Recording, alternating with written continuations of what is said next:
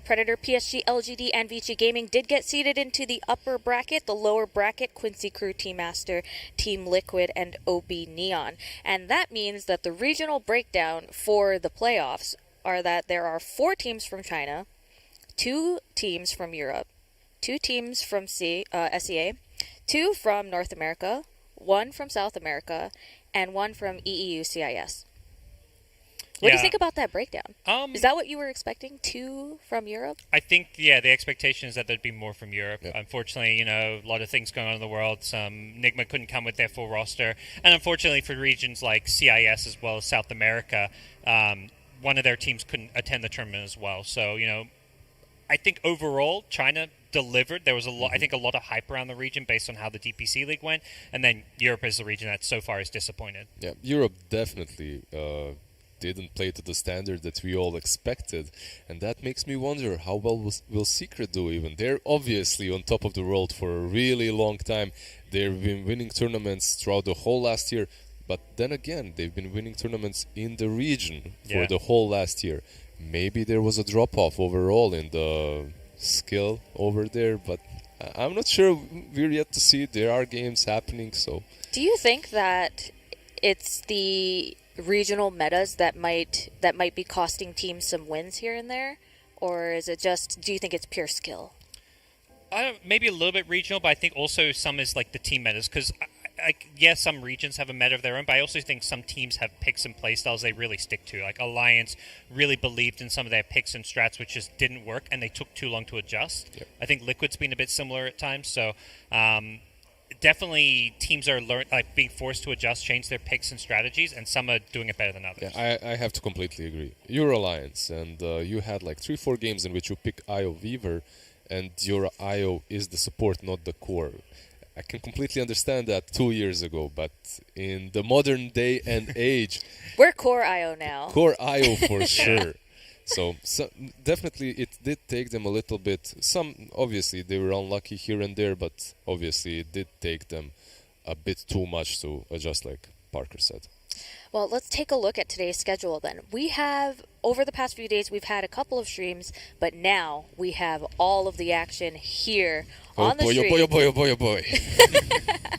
So first we have EG and Fnatic, and as you mentioned, Gods, it's just a very, very highly anticipated match, and personally, I'm a big fan of Thunder Predator versus Team Secret. Thunder Predator have shown they are extremely strong, going up against what is considered one of the strongest teams, if not the strongest team in the world. It's definitely one of those matches. I think that is, in some ways, the marquee matchup for today. Like you say, the best team in the world versus the biggest surprise underdog. They're not even an underdog anymore. They just won the group stage. So, going up against Team Secret, you still got to be a little bit nervous for them, but that is such a high match. Yeah, and we had some doubts about Thunder Predator coming into the tournament because Liquid did a very similar thing. They came into the wildcards, won all of their games, then just, I don't know what happened to them. They didn't show up. They wanted the tiebreaker. Maybe they didn't get enough sleep. Maybe they had some disturbances or something similar on the next day. Yeah. But overall, Thunder Predator not in the same situation. They just prove their point. They stick with it, and even in the last game versus PSG.LGD, they weren't messing around. They finished off the group stages with Troll that got a rampage. So, and we're talking a lot about these upper bracket teams, but even some of these teams starting the lower bracket are teams that can make deep runs in this tournament. There's just so much skill in these 12 teams. Like a team like you mentioned, Liquid, if they just show up and play like they did on day one or fix some of their drafts, they could make a deep run. Aster was really good in the Chinese DPC League. Quincy, if they can figure out how to play around the stand-in, could be threats. All 12 of these teams, I don't think there's any team where I look at like, they're going to just do poorly. This is very competitive. I completely agree with the Liquid point. I have a feeling this is a team that if they get their things right, if they find the right mixture, they're perfect. But if they don't, but what is that right mixture? What is the magic? That's between Blitz and Jabs to decide. The two of them, they'll have to mix a concoction, some very special one for the boys, and we'll see. And some nice sleep. Definitely. Good breakfast, nice sleep, that comes first. So let's talk about our teams. First of all, we have, for the first match, we have Evil Geniuses versus Fnatic, and they are both, number one in the DPC for their respective regions. What do you expect to see coming into this game? This first game? The regions clash. Yeah. NA versus SCA, finally. And like we said before, these two regions, top 4 picks in both regions, have not a single in common hero. Like if you do those Venn diagrams, like circles, they're just on their own sides. Like stay away, please. Like don't one come island, close. the other island. Socially distancing heroes. Like in NA, what's very surprising, Enchantress is a top pick. I'm sure you watched a lot of it, right? In SCA, I don't think I've seen a single Ench. Maybe one. We haven't seen the Ench come out here, I think partly because it wasn't like a Quincy crew go-to, but it was for EG, it was for the other top NA teams like Team Undying and For Zoomers, so we'll see maybe that come out. I think the difference in meta is EG are going to be picking hard carries for RTZ. He's probably looking at other teams playing heroes like TB and saying like, pick me that. I'm the best TB in the world. And they're going to pick these really lane-dominant heroes. Like Fly loves to play the lane dominators. It's funny, one of the things I take away, the last interview we did with Fly, we asked him, which heroes in the meta do you wish you could play but you can't? And he said Phoenix. Phoenix has been the best support of this tournament. And he think in the NA region, it was a hero that they didn't think you could pick because it's too weak in lane. It's in the West. Like in the whole West, Phoenix isn't really picked. SCA and China, they just still love it because they pick offlaners that allow you to still play Phoenix. Mars is very popular. You have Pango that's extremely popular in SCA. Probably banned by EG, we'll see. But Phoenix as well, something that's banned versus Fnatic and SCA teams in general. One big difference between EG and SCA is the supporting cast. So in the SCA, you took DJ and you took Jabs. You wanted the best of supports, like from the whole regions. But it pretty much feels like you have 2 position 4s. They're very greedy, both of them. And when you look at what they're giving to DJ, it's like some Clockworks, it's some Elder Titans.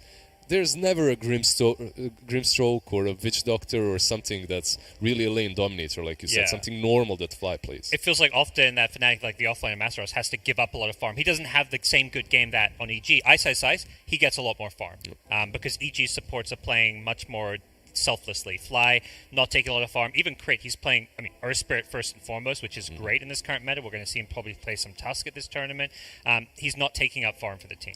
And this is a very good point. He mentioned the offlaners. We have Ice on one side, the most experienced SCA offlaner or player, you could say. Player, right? Yeah, 100%, right? And on the other hand, we have Masarus in Fnatic. He's not very experienced, and there were games in which you could see him struggling a little bit, but when given his heroes, when given his comfort zone, he really shines. So do you think that the current tournament meta, with this new Singapore tournament bubble, do you think that'll affect the hero pools for both teams? Oh, for sure, 100%. Yeah, they're watching. I think, if anything, EG especially, I look at, they're going to be liking what they see. They like those big team fight supports. That's always been a Fly special, playing heroes like the Phoenix, and Arteezy playing the TBs, the hard carries, the Alchemist, if it's going to work out. So we're going to see some adjustments, but I think also neither of these teams have played games yet, so they may, at least initially, maybe they're going to stick somewhat to their play style before they try and adjust too much. I'm still adjusting a little bit to the jet lag, not being able to sleep. I open up Dotes, I look at some games, I see Arteezy practicing Wisp. Using playing Gaio. So there are things here. Like they are definitely watching the group stage, the wild cards, and they will be adjusting to them. I don't think Arteezy probably has a single game in competitive history on Wisp.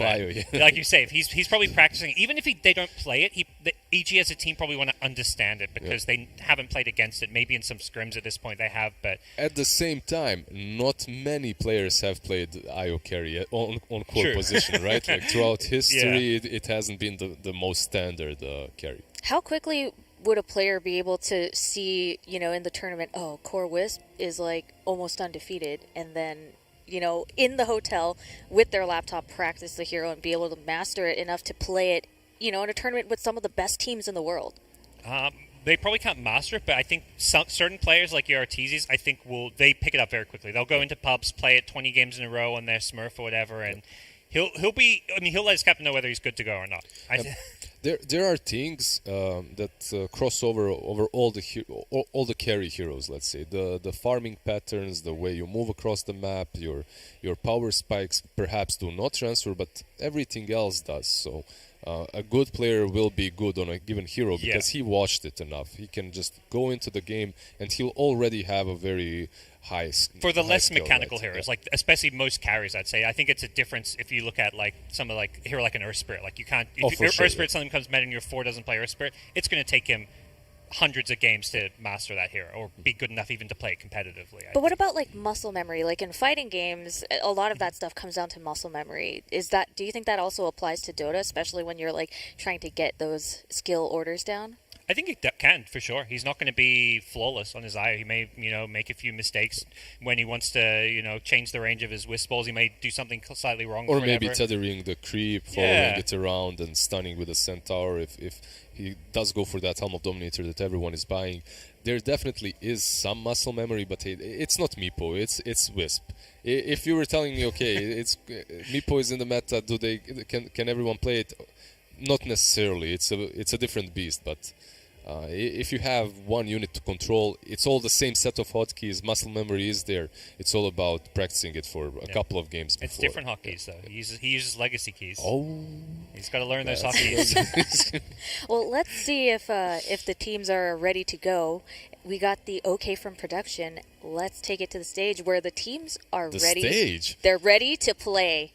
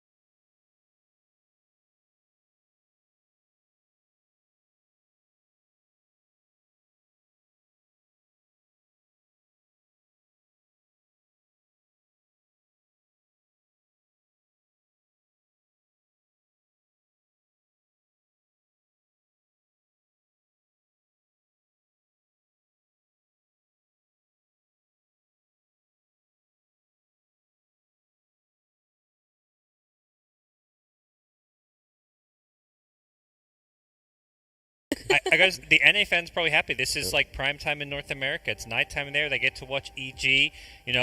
The most popular NA team in history. They're taking on Fnatic, and it's going to be amazing. Got to say, I'm very excited for this one. So, if you were to go based purely off of the team's performance during the DPC, who would you say is the stronger team coming into this match? I'm biased. I'm going to go with EG. I'm biased. I'm going to go with Fnatic. You think so? Are you just biased? No, I actually, even I'm biased. I think EG. I think they have at least looking at a lot of the different matchups, I'd give them a slight edge. I think in the mid lane, Abed's just been the best SEA mid for a long time. That he left the region and Moon kind of replaced him. As far as SEA, I think Moon's the best mid, but Abed was the original top tier mid. For sure. I have to agree with Parker. If not for these one-on-one matchups on different lanes and positions, just because of the quality of the league that you had overall and the quality of the SEA Dota that we had and how much teams did here in the group stage and the wildcard, like Neon, let's say. They didn't really shine too brightly.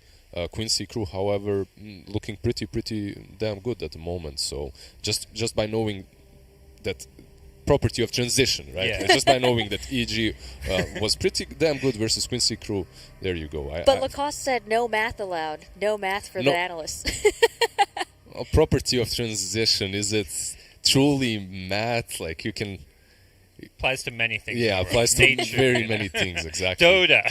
Yeah, but it's going to be still very, very close Yeah. because Fnatic did not top SEA for no reason. They were playing on point. The meta and the picks, I feel like they were ages, what meta I say? Ahead. Ages ahead, so sorry. Yeah, and then from what I watched at SEA, it didn't really feel like they were challenged at all, which was a very different story in NA where EG and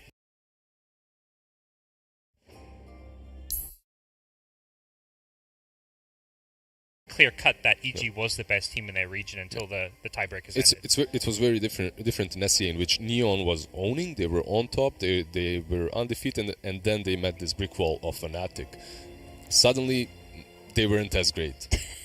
That was probably my next question, because if you look at the stats on paper for Evil Geniuses and Fnatic, they both had pretty much identical scores in their respective leagues. They both only dropped 4 matches in the entire season, and they both placed number 1, and they both overall, in the series, they went 6-1. So, but, that being considered, OB Neon and T1 were 2nd and 3rd in Southeast Asia.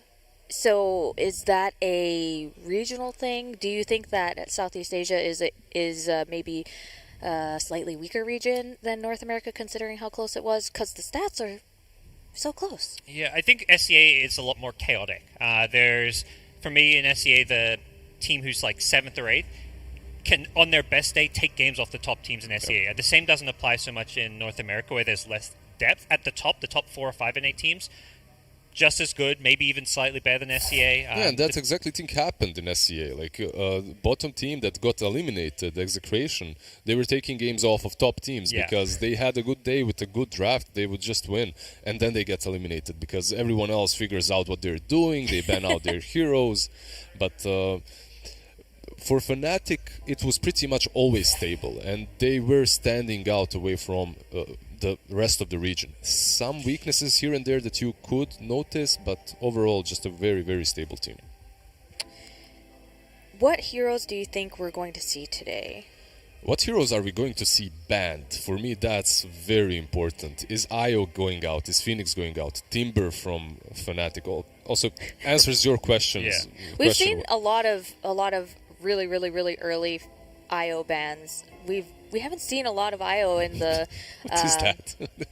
I think it's a I'm headband. loving it. Yeah, it's a great one. TZ brought a new look to Singapore. He's focused. He's keeping his hair out of his face, so that it's it very doesn't important, of course. Yeah.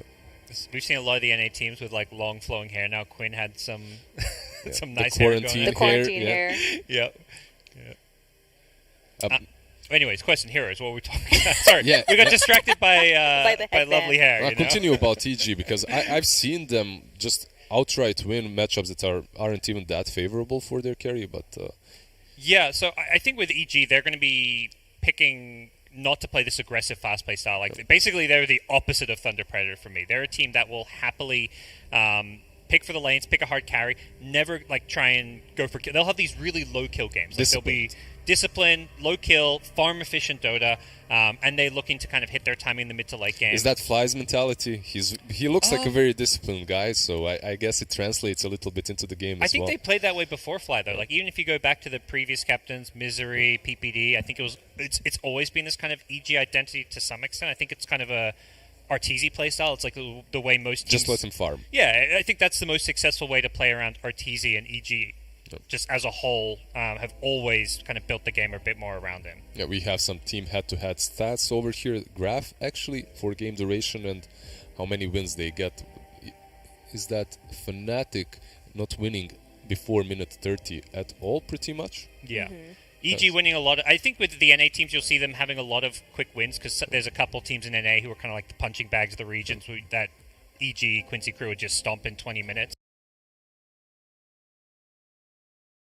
Yeah, I think I saw a couple of 18, 24-minute games coming from EG as well. So. Yeah. Do you think that EG is a team that pushes for that early game? Not so much. I think they are a late game team, even though the graph doesn't show it per se. I think that's because the skill difference in the NA region between them and the bottom teams was just so big. So they managed to get a couple 20-minute wins just because some teams weren't on the same level as them. But before I was trying to say that Fnatic are just ages ahead of the rest of the pack in the SEA, and they were practicing some heroes like a Medusa I saw in pubs too. So they have to be. Raven was playing it, and if what you're saying is true, which I very much feel the same way is, that Medusa can come in handy for Fnatic because they'll be happy. Okay, you farm, we farm. Eventually, we're going to come out on top. I feel like at least one game in the series is going to turn into like a Raven versus Arteezy, like you say, Medusa versus Alchemist, Alk versus TB kind of game. Like we're going to see at least one big late game battle. Maybe one, maybe not right off the bat. Perhaps Fnatic want to try and run an EG, play fast-paced Dota. I think what looked most successful against EG when they were really tested was when Quincy Crew beat them in the first best of 3 they played, was playing this aggressive style. Not letting them get comfortable, not letting Arteezy sit in his triangle farm for 15 minutes. Okay, one thing that I heard out of all of those words that you just sent me is Alchemist. They play Alchemist carry, right? Yeah, yes. Only carry, never offlane. It's very interesting, peculiar. In SCA, Alchemist carry is... sometimes you could see it, but most of the time it's offlane. Arteezy has picked Alchemist carry the most in the DPC this year. One thing that I want to see... I believe that. I went through their drafts and I saw them picking... He's playing a Battle Fury hero, whether it's Alchemist, Ursa... He's playing something that's going to build Battle Fury hit creeps. Maybe it'll be like a TB and not a Battle Fury, but... One thing that I want to see, however, from Fnatic is that they do not try and copy stuff from other regions. Stick to your own guns because it works. And they have some really good strats, like IO plus ET on the safe lane with the carry IO works extremely well. We've seen it here too. However, sometimes SCA teams, when they try to copy stuff, they're like, that bad student that copies the homework but misses all the right stuff. They picked Alchemist. Once Alchemist became popular, they picked him on the offlane and went something like Battle Fury Radiance, and then just lost miserably because you don't have an offlaner. He's just jungling. So I just hope I don't see something like that. Yeah, I think the one thing I'd really like to see with Fnatic is those big team fighting supports. You know, you've got DJ, you've got Jabs. Give them these heroes that can have a massive impact on the game. I mean, 5-position Enigma, that sounds like a great hero for DJ. That's been one of his classic heroes over the years. The Phoenixes, the Elder Titan you mentioned. These are Clockwork heroes... here and there as well on position 5. Yeah. These are heroes that allow their really individually skilled support players to really shine. One hero that Fnatic has picked in the 5 position is Bounty Hunter. I don't think we've seen much Bounty Hunter in this tournament at all. Do you think that that'll come out for the playoffs? I'm not completely sure. That Bounty Hunter, even in the region, did not really shine. It was an interesting pick, but it lost more games than it won. Yeah, and because of that, maybe this is not the right time to experiment and pick it. However, who knows? Maybe they're thinking that it's their curveball after winning a game with it, that it might work. Not a personal fan, though, not a personal favorite. So it looks like the teams are about ready to get into draft. We just have a small update, Sumi. It happens, you know. Middle of the tournament, Dota patch time. New hero. Yeah. Did we ever? We never had. We had a couple of big patches in the tournaments, right? But usually, like, there's been some mid.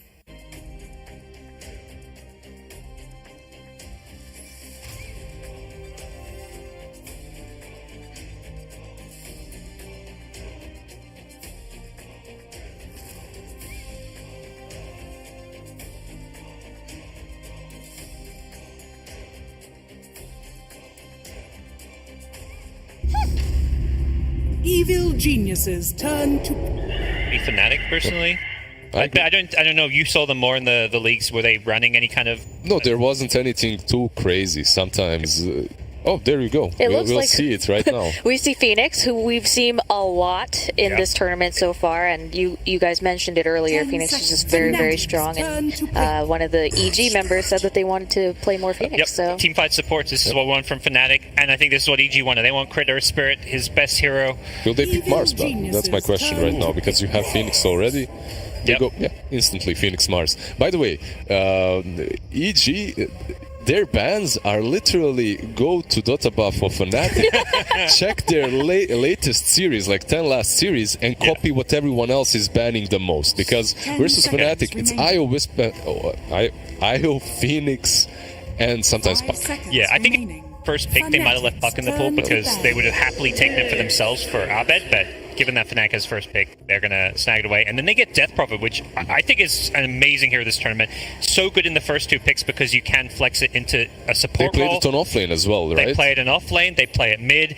It flexes between 3 different roles that I feel like there's no other hero that does that. It's so ridiculously strong. Like that Prophet coming into the tournament, into the wildcard, I said this hero isn't picked right now. In a few days we'll see it probably top tier, first pick. And the other heroes that flex, like we talk about Puck, maybe they're going to flex it to a support offlane. It's not a good offlane. It's not a good support. Like we've seen Mars flex to a 5. It's not a good 5. It can play as a 5, but Death Prophet is like a top tier. It's top tier support, top tier mid, top tier offlane. Yeah. The thing is, historically I remember this hero plaguing the pubs in EU on different positions. So people sometimes take time to catch on, but it finally happened after a few buffs, but not necessarily only buffs to the hero, buffs to some items that are so good on that Prophet. You can buy a couple of fluffy hats, you're a support with Magic Wand, Raindrop, 2 fluffy hats, you don't even have boots because you're just naturally so fast. And you're just dishing out damage, you can't die with the siphons out. Death Prophet is the 4th most picked hero in this tournament, 34 times, with a win rate of about 47%. That's 16 wins and 18 losses. Yeah, that's solid. I think your first 2 picking a hero, you're not expecting it to carry games by itself, so around 50% win rate seems fine. Definitely. I wasn't expecting it to have like a 70-80% win rate or anything. Do you think that Death Prophet will be a mid lane or an off lane? We don't know yet. That's the problem with the hero. I always ask you this question: what lane is it? And it's just unpredictable. And it's a pretty good 5 against the Mars. Like you can zone Mars pretty well. This are court and ban. E.g., if you they were playing pubs last night. Raven was playing pubs last night. Raven played some Medusa, and with the Arc Warden ban, it feels that way. Really. Okay. Is that a targeted ban? Because Arc Warden hasn't been played at all this tournament. It is. It definitely is targeted. It's always Arteezy's played this here in the past. At the same time, he hasn't played it recently. Like in the DPC, like I think at most he played it once. Okay, he did play it once. Yeah, I believe he played it once. And I think it wasn't against like one of the tier 1 teams. Arteezy's most played heroes are Alchemist, Ursa, Medusa, and then a game here or there of PL. Yeah, and it's not necessarily a very easy hero to fit in a draft. You have to have a very solid draft around it, a plan that you can't deviate from a lot. And they ban out the Medusa themselves, okay? I guessed it's just not necessarily the way I thought it was gonna go. Because I see this Phoenix and Mars, and then you add up a Medusa there, and you have this unbreakable wall of teamfight for Fnatic. But 10 seconds. They ban it out themselves. Yeah, it is one of those carries that is always going to cause Phoenix problems. Not that I think you don't want to fall into the trap of drafting purely just to kill the Phoenix egg. It is going to be a support. You can just not worry too much about the egg necessarily. Yep. And if you're EG, you play Jug a lot as well, right? So that's maybe an option. I believe it hasn't been touched. Jug, Ursa, Arteezy can play either of those heroes just fine. So Arteezy specializes in like those really hard greedy carries. Absolutely. He's, I think, I think that gives teams playing against EG a slight advantage because they're not going to do that liquid style of let's not pick any carries. Almost every single game, you're going to see Arteezy playing something that scales like a normal carry. And that's something that I have seen. Oh, this is a very good snatch. Pretty good hero on Moon as well, something that he loves playing. Yeah. And now you have to think about the mid laner that you can pick for him because I want to see some Invoker. Puck is banned out. Death Prophet is picked. They definitely do play Invoker on the side of Fnatic. Is it the best matchup? Not necessarily. Throughout the game you can have some problems, but Moon or Nana, like he's a pretty damn good Invoker player. So he played a lot of Invoker throughout the DPC season, right? Yep. And that's the matchup I'm most looking forward to here, is that Abed versus Moon.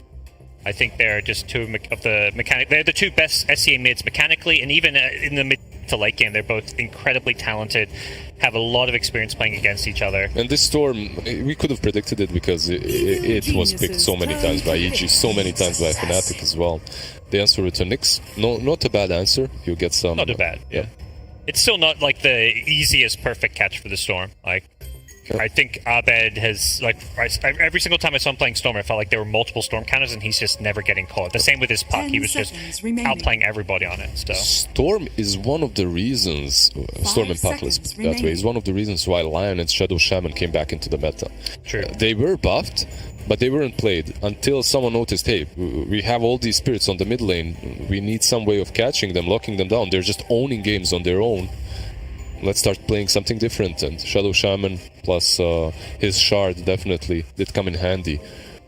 I remember yesterday, or a couple of days ago, we were watching a match with Puck, and I was just admiring how skilled these players are, and then somebody, I think it was Lizard, said something like, "Oh, you haven't seen Abed's Puck." That's what I'm hoping I can see. Oh, that was you, Gods. Okay. Abed's Puck, Abed has the best Puck in the world. I don't think anybody can do the things he does on Puck. Yep. He really, it's always about pushing the hero to the limit, because there is 20, 30 mid laners out there who play a world-class Puck, but he really just pushes the hero that little bit further than others. So tell me about this. Comes from an NA and boy as well. Hey, he's an SCA player, you know. SCA player in an NA team, though. Okay, so Beastmaster, this gives us some more idea about Evil Geniuses. They will be playing the Death Prophet on that position 5, offlane Beast with, obviously, crit Earth Spirit. This isn't something that, And this was another thing we saw a lot in the NADPC League, is picking these Necro 3 offliners. There was a lot of Beastmaster, a lot of Enigma as a core, because they love to play this map control vision game. They rush Necro 3, they just spam it, deward the map, use the Beastmaster Hawk, and just control the vision. Against Nyx, this causes Nyx a lot of problems. You can't use that Vendetta to kind of scout around and start fights. It becomes way more difficult, and now, even though Evil Geniuses are the ones that pick quite a few of PA games, you can see it on the SCA teams as well, specifically on Fnatic. They love it. One problem that I have for this PA right now is 10 seconds there are no remaining. buffs. You don't have a hero that you don't have a single hero that makes your life easier. You have these heroes that are kind of standalone players. They have Mars plus Phoenix. They're going to team fight. Nyx has his own positives, right, with Vendetta, with searching the right target, locking it down. But there's no Beastmaster, there's no Venge, there's no Slardar, nothing like that. Do you think that's what they'll round out their team with? They have one more pick left. It's difficult because you have a mid laner as your last pick. Yeah, I think there's not really anything they can flex with their lanes. Like doing a Mars mid doesn't really it makes their draft worse, if anything. So you're probably looking for some hero. I think you need some burst damage against Storm and Death Prophet, some way to catch them as well. You're currently relying a lot on this Nyx to start fights, or Mars with a Blink Dagger, so... We've seen Moon play Lina. Is Lina a good choice? Not really. If Death Prophet was mid, perhaps, but one hero that you mentioned that can buff up the PA's Invoker, if you go for that Quaswax, you'll at least have Alacrity later on, and he can build that utility build that your team needs, but 10 seconds remaining. Could be problematic as well versus Brit's rotations. 5 seconds remaining. So who is EG looking for now? EG's looking for the Arteezy carry. So hero, I mean, you're gonna figure out what Fnatic's mid is first. So that's probably gonna influence it. I think even EG themselves are waiting to see what gets picked up before they already decide. see the PA, so the carry to carry matchup should be favored for them. When it comes to the bans, Fnatic has banned out 3 carries so far: Troll, Medusa, and Arc Warden. Interesting, that Arc Warden isn't even that great versus PA overall, but they just wanted to protect themselves from that early enough. Is that Alchemist banned first by Fnatic as well? It is. No Alchemist. And the last ban is Ursa. So it leaves Wraith King in the pool, which is somewhat decent, can be problematic versus Mars in the lane. Juggernaut's in the pool. Jug as well. Omni/against PA, not the best, but it's decent against the Phoenix. I think you can still play it. How about PL? Phantom Lancer, is that a good choice? PA doesn't deal with illusions. We haven't seen EG play, I think, a single game of PL, but going back... Some in DPC they did, early on. Okay. Very, very early on. I think he played one match as PL. It's possible, but... not likely. Now for Fnatic, the mid laner that we talked about... Co-op banned out. They just wanted to get rid of these matchups that are difficult for Storm, and Co-op, if you do dominate the lane, can be extremely difficult. Later on for Storm it becomes much easier. 5 seconds remaining. Because of the ulti, his ulti giving him mobility? Yeah, I'm giving him mobility and catch, plus the item builds. They go the Lash. Okay, this is a full comfort zone. They're not really taking a hero that's going to dominate the lane or the game in any big way. They're just going for the full comfort zone, and they picked Lash many times before, so... So based off of the current picks that you see, what team is going to try to make the first moves on the other team in terms of like pushing towers? I think Fnatic's going to be making most of the moves, even though EG's going to be trying to take towers and objectives, but I don't think they're going to want to fight as much. Like Beastmaster, Death Prophet, with Necrobooks, with Exorcism can take objectives, but I think there's a lot more pressure on Fnatic to make these plays in the mid game with when Mars probably wants to rush a very fast Blink Dagger this game, and then they just want to play this aggressive style. Also, the hero that you mentioned before, PL, cannot be picked anymore because of the Lash. Yeah. So maybe that was an option for Evil Geniuses, but after Fnatic picked the Lash, it kinda minimizes their hero pool and the options that they have left remaining. Who do they have remaining? I see Jug. TB's still in the pool. I don't know. TB into Mars doesn't sound great, though. It doesn't sound... It can be very wonky, as you're not hitting anyone... We've seen it before. You're not hitting anyone in the arena, you're not hitting anyone through Bulwark. And Lesh deals okay with your illusions, too, I feel. So the Wraith King comes to my mind as well. Yeah. That's still an option. You are playing into Nyx, but the shot deals with that. Yeah. And even the Mars, like, we used to see Mars a bit against Wraith King because you can easily clear the skeletons, but I think you can play the Wraith King. Do you think that's probably their best option at this point with only 30 seconds left? I prefer Jug myself, but Jug kind of helps you with the Phoenix Seg as well a little bit better, which is very nice. But they may have something totally different in mind. I think they need to get some kind of BKB hero. There he is. Okay. It was one or the other, pretty much. This seems like the safest pick to go for. Like, there probably were other things they were considering, but this seems stable. You know what you're getting. It's not a bad Jug game. It's not a hero that's going to just outright give you a draft advantage, but it lets EG play I would say, even game of Dota. I don't think either team outdrafted the other here. I have to agree. I think the drafts are very, very close. Fnatic has perhaps a slight edge when it comes to team fighting. You have Mars, you have Phoenix. Meanwhile, EG, they have a slight edge when it just comes to playing the game constantly on the enemy side with Necro Tree and Beastmaster. So that being said, who do you have as your prediction for this match, this first match? Difficult to say, but I'm gonna go with my boys. I haven't been casting SCA for the last 3 months for nothing. Yep. I'll go with Fnatic. I'm worried about the PA. I really am. She has no buffs whatsoever on her side. However, the team fight that she does have behind her is pretty strong. Okay. I think I will go with EG on this side. I really like their draft. I like it. I'm scared of the Phoenix Mars. I've seen what that can do, but I have confidence. Well, I'm going to go with my SCA boys as well, but the SCA boys, Ice, as well as Abed, those SCA boys, evil geniuses. You got me there. I was like, oh man, I'm alone. Well, how about we take a look at what ODPixel and Lacoste have to say? Gentlemen, good morning. Good morning. Morning. Good morning. What do you think? It's the first match of the day. We have some exciting drafts. We do. I got to say, I kind of agree that it seems very even. I feel like neither team's really come out with a bad hand here. Both having a really nice finisher. The Lesh that's going to really amp up the speed that they can play with and the team fight potential they'll have around this Mars and Phoenix. And on the side of EG, I think the Jug pretty much was the obvious finisher. They do take it. And of course, it just fits nicely as well with what they were trying to do on top of what they're playing against. You know, the speed and push that they're going to be able to bring in with this Beastmaster DP Jug. It's going to come at a pace that maybe might be a little too fast for Fnatic. Yeah, I'm leaning towards EG a bit, 55-45 I would say here. It seems like a really good Juggernaut game, except like the carry-to-carry matchup because of the blur. You can't Omni/PA if it's available, but yeah, Beastmaster, Death Prophet, Third Spirit, a lot of chaos in the front lines. Like, should be a fun one. All right, well, we'll see if it's a fun one. We'll leave it to you guys. Take it away. Here we go, ladies and gentlemen. Game 1 of Evil Geniuses versus Fnatic. Was a series that we're just very excited to see. Again, one of these clashes between the two regions that we've been waiting to have. North America versus SEA. Let's see who's going to have the upper hand here today. Already Fnatic bringing the whole team here around the mid lane. See if they can find themselves some action. They won't. This is the kind of classic Southeast Asian move. They love to brawl before the horn.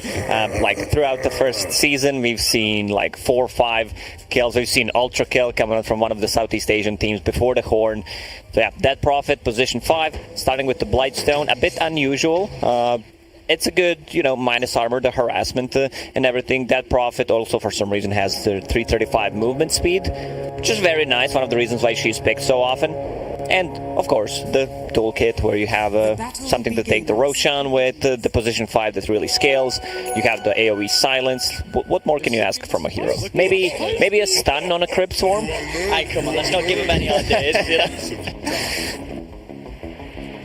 So here we have it. Crit, of course, on that level 30 of Spirit. We can expect to see some very fancy moves from the man today. Yeah, definitely one of the best players on the Earth Spirit out there. Knows what he's doing. Like, this is the first game that EG is playing this tournament. Same goes for Fnatic, pretty much. But hope the boys were ready. Hope the boys are not jet lagged or anything. They're It's looking spicy. We'll get a pretty good feel for sort of where they're at a few minutes into this. The lane setup, no surprises. Ice up top. Crit starting to get those pulls, grab the creep waves round, so they'll be able to get some good hold of this top lane. They'll be up against Raven on the carry PA, DJ. Yeah, nicely done by Crit. He also blocks the creep wave. Body blocks. They have a sentry ward from Fnatic, but they do not want to give them the ability to pull the wave. DJ. Just going to try and maybe see if we can get some denies here as Crit waves meeting the towers. Elsewhere, mid lane matchup. Arbed against Boon. Boom versus the left. How do you expect this one to go? I mean, could Moon sort of punish Arbed early on, or is Arbed going to farm just fine? He should be okay. Like, whoever gets like level 6 could potentially threaten a kill. We're gonna see, of course, heroes rotating for the 4-minute rune. One rotation that could potentially be there, I've seen it so many times, Earth Spirits just either using the smoke or TPing to the mid lane and just rolling from the trees to get a kill. ICIS with a bit of a different build on the Beastmaster. He went like a lot of region in this lane. Good roll. On bottom. EG, they're going to be able to get that first blood. Jabs run down. Move from the two of them flying out. They made a play onto Masteros. They just decided to turn over towards Jabs instead, knowing that the Fire Spirits, he just doesn't have that escape. Arteezy off to a hot start. I say that though, he has been speared back in towards Jabs. Blade Fury back up in a few seconds. He should be okay. 4 sticks. Fly has a healing salve, so he's going to use that on Arteezy back to full HP. I was talking about Beastmaster's build. Like, he went for 6 tangos, healing salve, and the magic stick. I think it's a bit of an overkill in this lane, because Next Assassin doesn't really harass you. What he can do is use Impale. Phantom Assassin also does not want to pop those daggers on you. Raven, he just jumped in onto the boar. See if they start playing a bit more aggressive. To get the slow out on two of them. Crit did miss the initial roll, unfortunately for himself. Raven and DJ not under threat quite so yet. A little low on the regen though on their half of things. Raven down to chopping on his last tango. Pressure will build up even further if they've got any further regen coming out. Sal is on its way from DJ, so we'll be able to offer that up for Raven. Bottom lane, Fly continuing to try and do his best to get the space for Arteezy, but as it is, you can see Masteros getting a lot more out of this bottom lane than Artor is so far. They may have got that first blood. When it comes to hitting the creeps, Masteros and Jabs are putting the pressure on massively against Arteezy's Jug. Fnatic is playing the bottom lane so well, putting a lot of harassment. They understand that they have no regen left. Arteezy will need to bring regen. One thing that he could have done, possibly get the healing ward on a level 3, just to have that extra sustain, because they're not playing aggressive right now, and you always need to be careful about like Spear of Mars, God's Rebuke. There's a ton of damage. Like Fly steps one step forward, and he might be in trouble. Yeah, no one actually checked the rune. Everyone's just staying in the lanes. Moon picked up the illusion. Not the best rune, like he can't get rid of the silences or anything. It's a bit too early. Would prefer something else. Illusion. Might have him a little bit with the CS at least, and those extra few units to get in on the denies. See how much more he can take away from Arbed.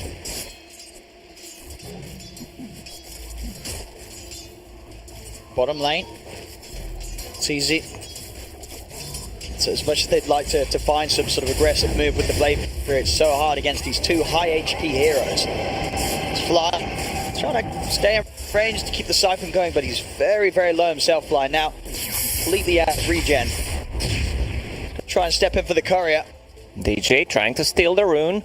Also has Observer Ward placed in the river to see any kind of rotations from the Earth Spirit, to see the runes. Like they just want to be able to control those runes. Lashrak just needs 2 more CS to get to level 6. A bit of a slow start to the game. Both teams taking it easy, waking up. Focusing on bottom jabs. Gonna dive away. He will find that healing ward. Plus 75 gold, not too bad. And they understand on the bottom lane, like, we need to be as tanky as possible. I love that Bracer build on a Phoenix, Masaros. Also, a Bracer just brings casual belt of strength. You know, he has over 1,000 HP right now. Yeah, it just means that RTZ's never going to be able to go on them in the laning stage. He won't quite have enough damage between the Jug and the DP on these early levels. These tanky heroes. Up towards mid. Jabs hanging around with Moon. Crits there, guarding Arbed. That Arbed's going to have he gets the best possible rune. Good look for a kill potential here. They'll try. Straight onto Moon. Stuns off the mark for Crypt. They're simply able to get the Vortex pulled back. Matt's TP's coming in though. As Moon, he's going to be able to turn with the backup of Jabs and DJ coming in. Arbed, he's out of mana. DJ just off the mark with the stun. Arbed able to ball lightning out in time. Won't catch him. It was a tough kill to get, you know. You go on Lashrak, if he gets the Pulse Nova before, there's going to be a ton of damage. Had 7 Magic Wand charges to work with and a Fairy Fire. A bit tough to kill to get. And good rotation from Fnatic, like they were ready to actually just go on if something happens. Juggernaut, he's super under leveled, like he just hit level 5. It's been a slow start with the 13 denies from Masteros. Quite a bit of XP taken away from RTZ in the lane. Top, Raven, going in on Ice. DJ's able to swing back around up to the top from the mid lane. And they're actually not going to overcommit on Ice. They see the TP from Arbed. Arbed goes straight to DJ. Spike Carapace down, right on top of him. There's nothing else DJ can do to keep himself alive. EG, they'll poke back hard as Fnatic try and make instant reactions from Arbed. Arbed making sure that he doesn't miss out on any chance to get some kills early on here in the And it's very important that he gets the last hit because he's the one rotating the Hawks, cutting things out. They see Raven. See if Raven's going to get any sort of help here. There's 3 of EG playing with him underneath the tower. DJ heading over as well as Moon. Crit and Arbed starting to step back. The mana burn onto Arbed, but he's still got enough to stay safe. Now, once Lashrak shows up, you know that you can't really go. There's just too much damage. Edict is maxed out. He also found the dream items. Royal Jelly, Arcane Ring, 7 minutes in, gave 1 Jelly. The Phantom Assassin, Storm Spirit still does not have a neutral item. They also don't have any stacks. None of the team actually stacking this time around. Just about to keep themselves fully focused on whether it be Arbed or Crit making moves. So as we're seeing Fnatic just TPing around with Moon already very ready to get active. He has this Invis rune. He's going to see if he can maybe catch out Crit or Arbed on this top lane. See what sort of setup Moon can find. 3 of EG standing close to one another. Oh, this is big. Raven and DJ ready to head over. They have a sentry. Caught a glimpse of him, so they know. Yeah, they're out of here. They'll back up. Free wave nicely safely close to the tower. So a second move from Moon where he's coming up this top lane not finding anything. 2 TPs to the bottom lane. They want Mars, but Masaros, he knows something is up. Like, the very nice read.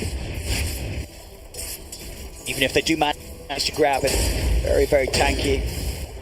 1300 HP, very fire as well to go. Some of the stacks starting to be made here over on Fnatic's half of the map. Moon be beginning to clear them up. Speed up his first item timing, the Yule Scepter, very close, just round the corner. See how things are going for the carries. RTZ, Ring of Health into the Battle Fury. Over on the side of Fnatic, Raven. Sword picked up. So far, just a little bit ahead, RTZ. Raven, about 400 gold between them. Beastmaster is level 7, no mana for Roar. Now he got it, book 1, also available.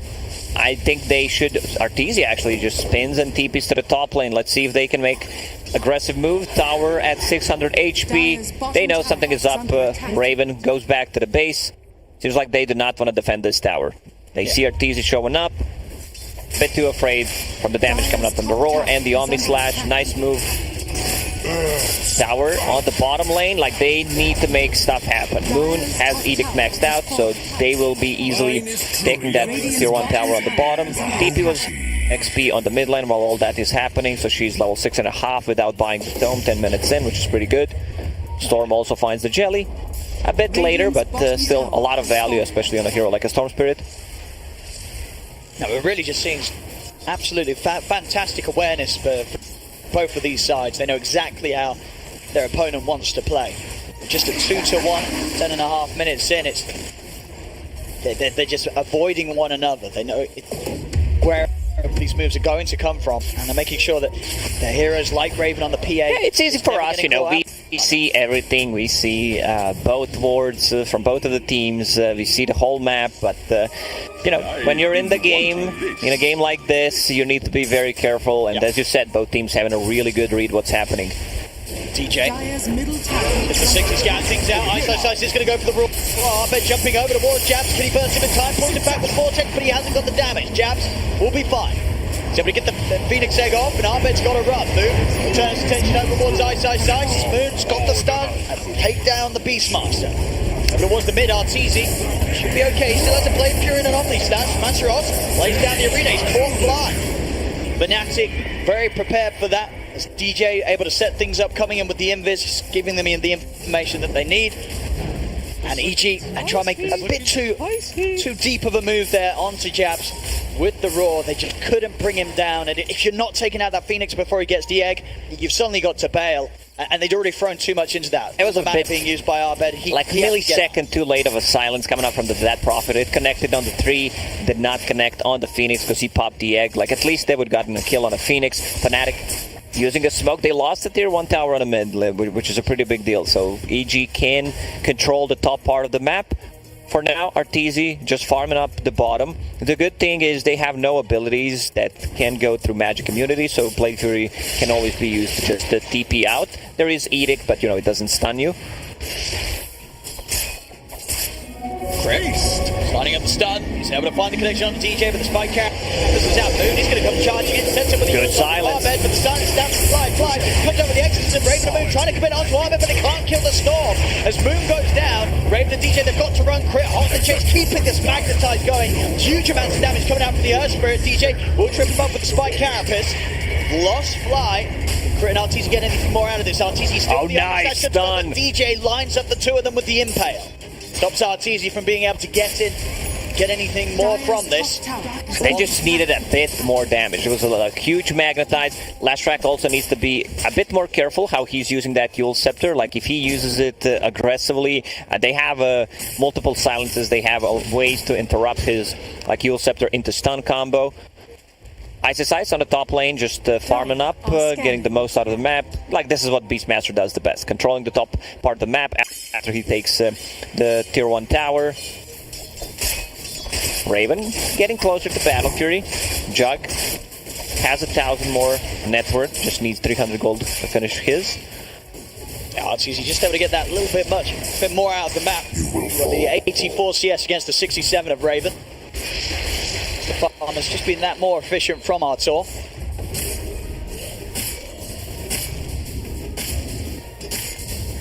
Ice. I'm going to just take over Fnatic's jungle, really limiting the area that Fnatic have to farm with their cores. Nyx got to work things out. Won't start with a stun. Just TP out. It's that easy. I mean, if you go for a hit from Vendetta, try to go for a stun, he's probably going to be able to react. But even if he just stuns him, I don't think he dies. No, like Juggernaut has way too much armor, sitting at 16. I don't think you get that kill. Yeah, it's just you just take the chance of maybe catching him by surprise. Well, he's just not going to get it at all. Arbed get caught here by the blink initiation from Masteros. The follow-up stuff from Moon. It's enough damage. They'll do it. They'll burst through Arbed. Fly, Yule Scepter. Ooh, not in range. They're going to try and chase for Ice. a Sunray up on him. Masteros links up straight in with the Arena. He'll catch another. They'll lock down Ice, even using the Supernova just in case there was going to be any sort of counterplay from EG. It's really worth it. You know, they get 2 kills out of that. Phoenix, he has decent amount of farm, and I love the build. Like, I've seen this build in the Chinese region, especially when they play against the Nyx Assassin. Nyx Assassin this time around is on their team, but he wants to have something to defend against all these silences, and then you can just use a BKB, Sunray, cannot get interrupted, spin bottom. See him, Raven. Could he get out of this one? I don't think so. Too much magical damage and nothing to jump over to. As Raven's taken out, and the difference continues to grow between the farm of Arteezy and Raven.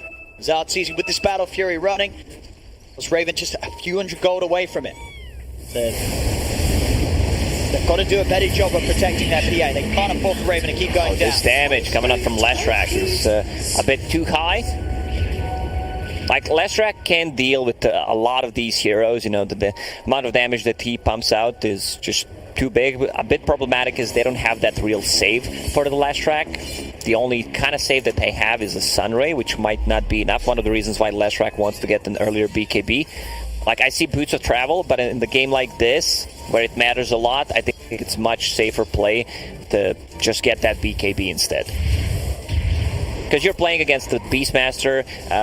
Sometimes Boots of Travel really, does not pay off. You want to be more greedy with the item, you go for one extra wave, you get caught by a Beastmaster who provides a lot of vision. EG, Exorcism, they're inside the pit. They've got a DD on Arteezy as well. They'll have no trouble doing this pretty quickly.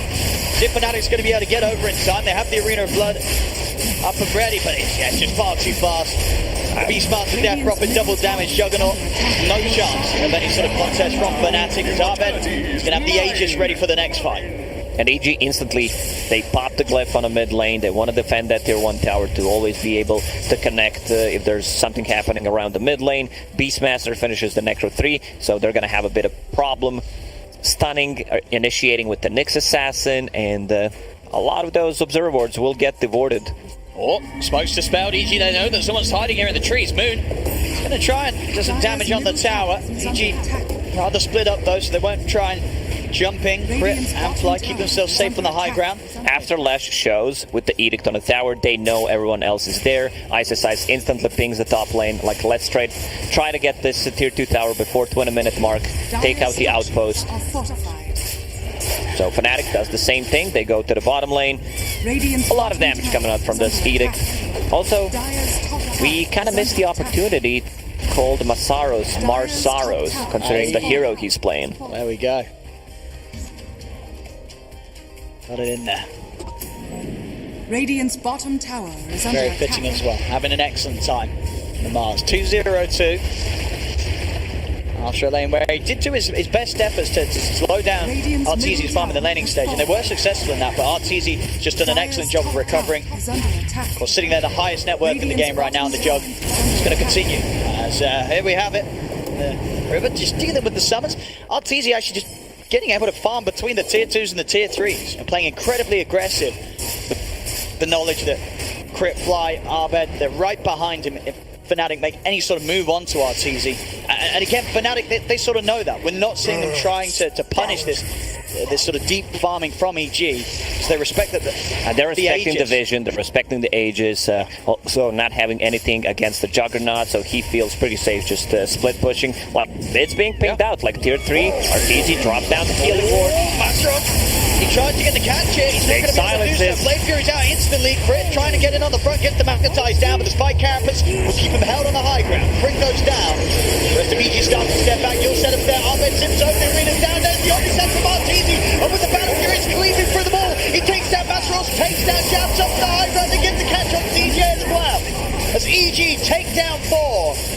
It looked like a really good arena, but there was like no real follow-up. Phantom Assassin is still afraid to go in compared to like Juggernaut. He does not care too much. They have a healing ward, he has the Omni Slash, and as you said, big Juggernaut ulti on 3 people cleaving, and they're gonna take the barracks. 19 minutes in, this might be one of the fastest barracks so far in the tournament. Yeah, very, very carefully sort of played game from both teams, but up until that point, just underestimating the the potential of the Jug at this stage, really. As you said, just a perfect Omni Slash from Arteezy, getting every single bounce, hitting pretty much at least 3 heroes at the same time.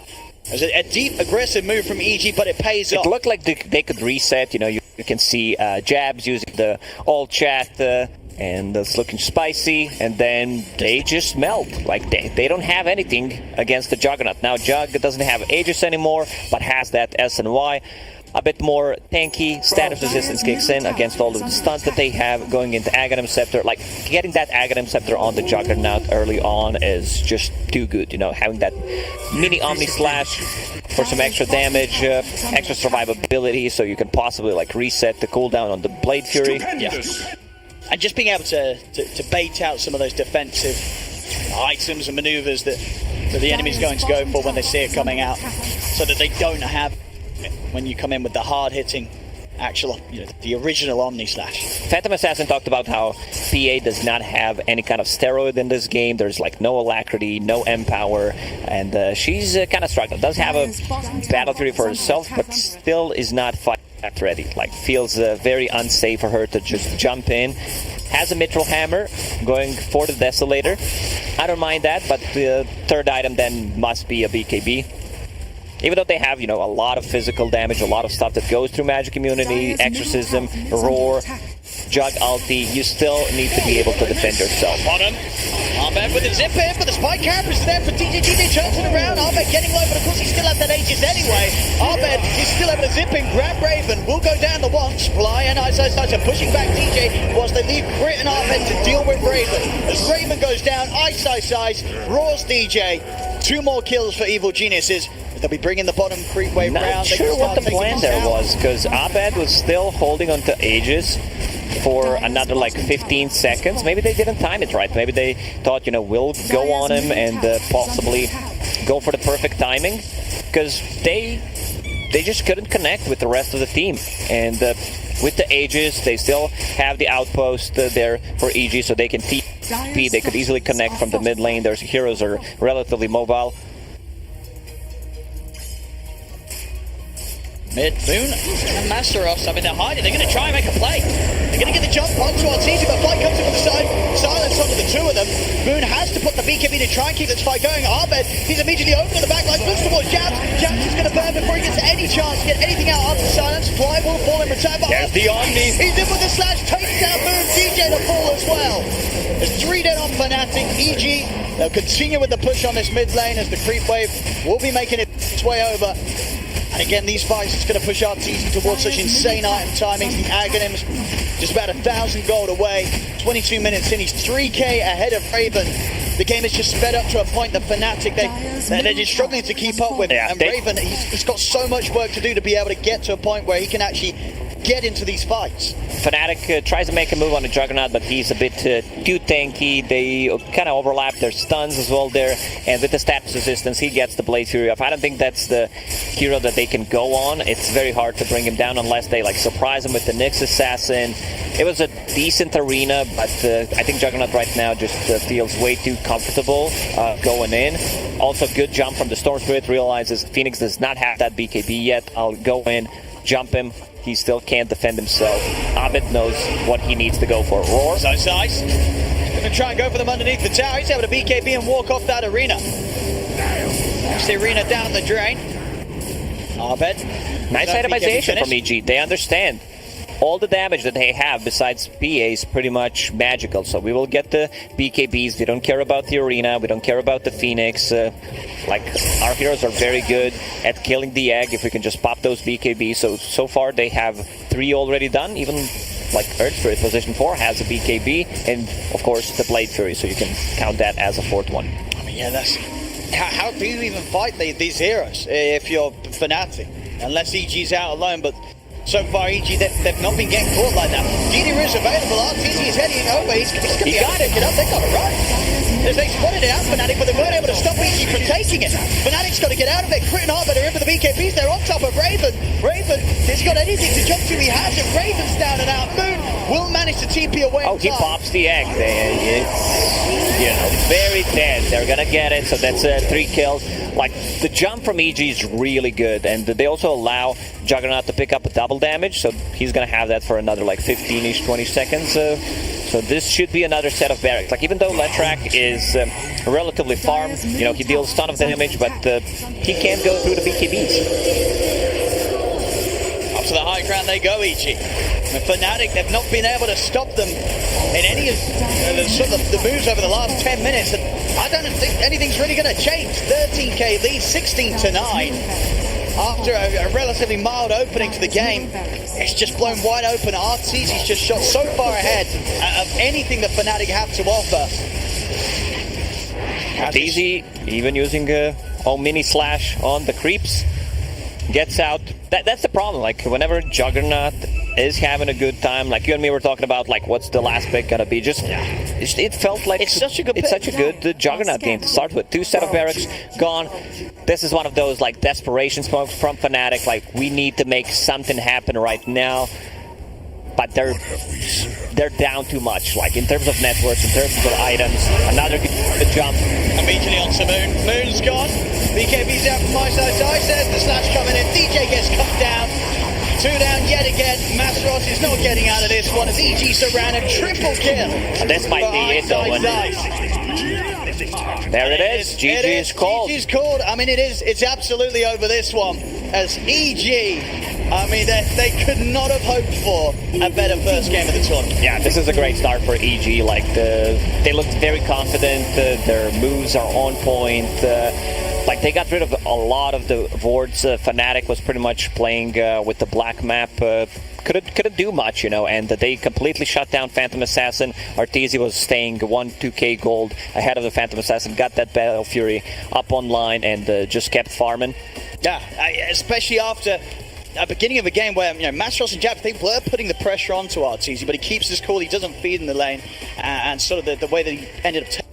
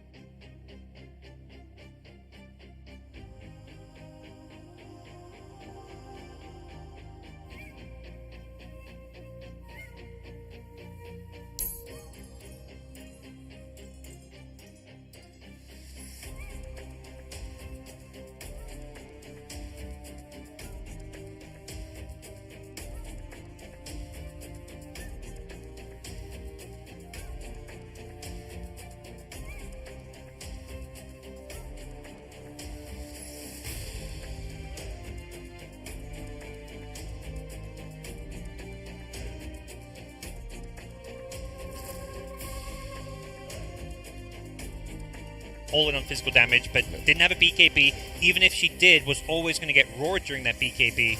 I think EG was just given too much space, too much room to just play their own game. For sure, 100%. I went with SCA.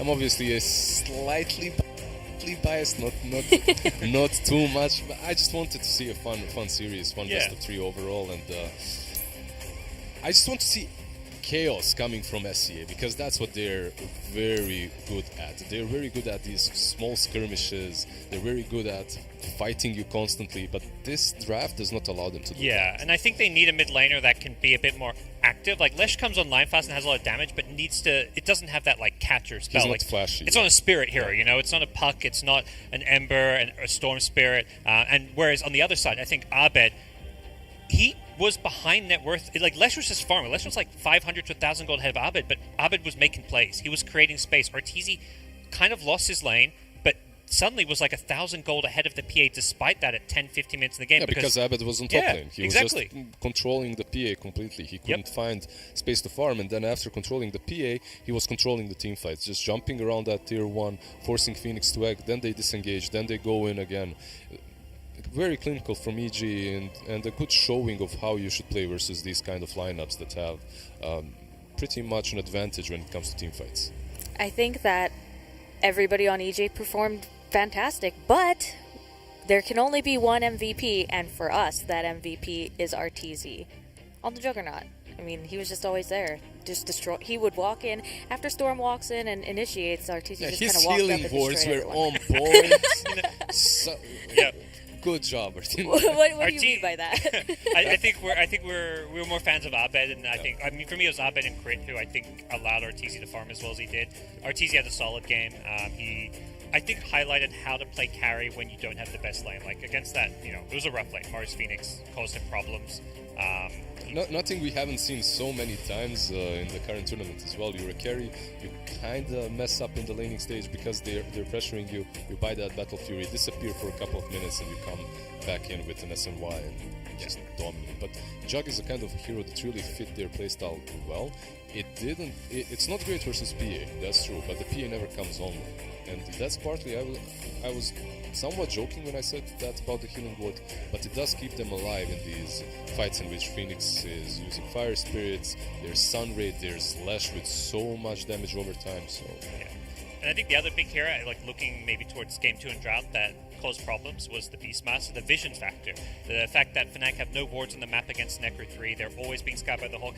There was no kills and no action because EG saw everything, and then when EG do take that fight, they win. They get a good fight because they have that vision advantage. Well, it was a fantastic game. We will definitely have more games thanks to JBL. You can gear up your gaming experience with the all-new JBL Quantum Series gaming headsets and PC speakers. Find out more on jbl.com or follow at JBL_SG on Instagram. Game 2 will be underway after a short break.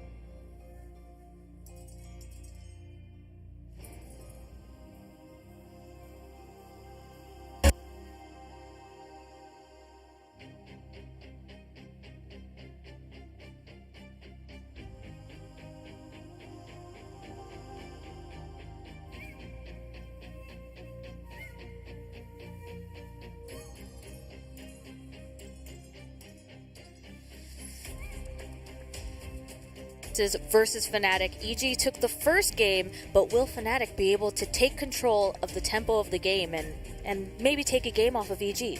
That's really what they need to do. If they want to take a game off of EG, they need to seize control of the tempo. They need to play a little bit faster, perhaps move away from the majority of team fight gameplay style and move into the IO Bango ET, something a little bit more skirmishy. What is the difference between team fight and skirmish? It's completely different the way you play the game. Like you're focusing on fighting constantly instead of being on downtime, like Phoenix and Mars. If you're playing that kind of a teamfight composition, you can't fight constantly. You have these long cooldown ultimates that when you have your supernova, you're looking to group up and take that big fight, but otherwise you're looking to play slower, play this more farm stuff. So skirmish is basically like playing that careful cooldown, and team fight is, or sorry, the other way around. The other way around. Team fight is playing around those cooldowns. For instance, like Tidehunter, long ultimate cooldown. Skirmish is more like kind of back and forth. You always want to fight with skirmish. It's like constantly fighting, ganking, not maybe full on 5v5s. Like generally the skirmish style, you want to have that one carry who's taking advantage of the chaos, the constant fighting, who's your late game hero. That's like PA. Yeah, when you exactly. think about it, the carry would have fit, but then again, I had one major worry about this Phantom Assassin when we went into the game during the draft analysis, and that was there were no buffs for her. She had a team that's a standalone team, and she's a standalone carry. That's not necessarily the best scenario for a PA player. You want to have some Corrosive Haze, some Wave of Terror, even some SF, something that at least negates their armor. Like Jack had a Beastmaster, that's perfect for him.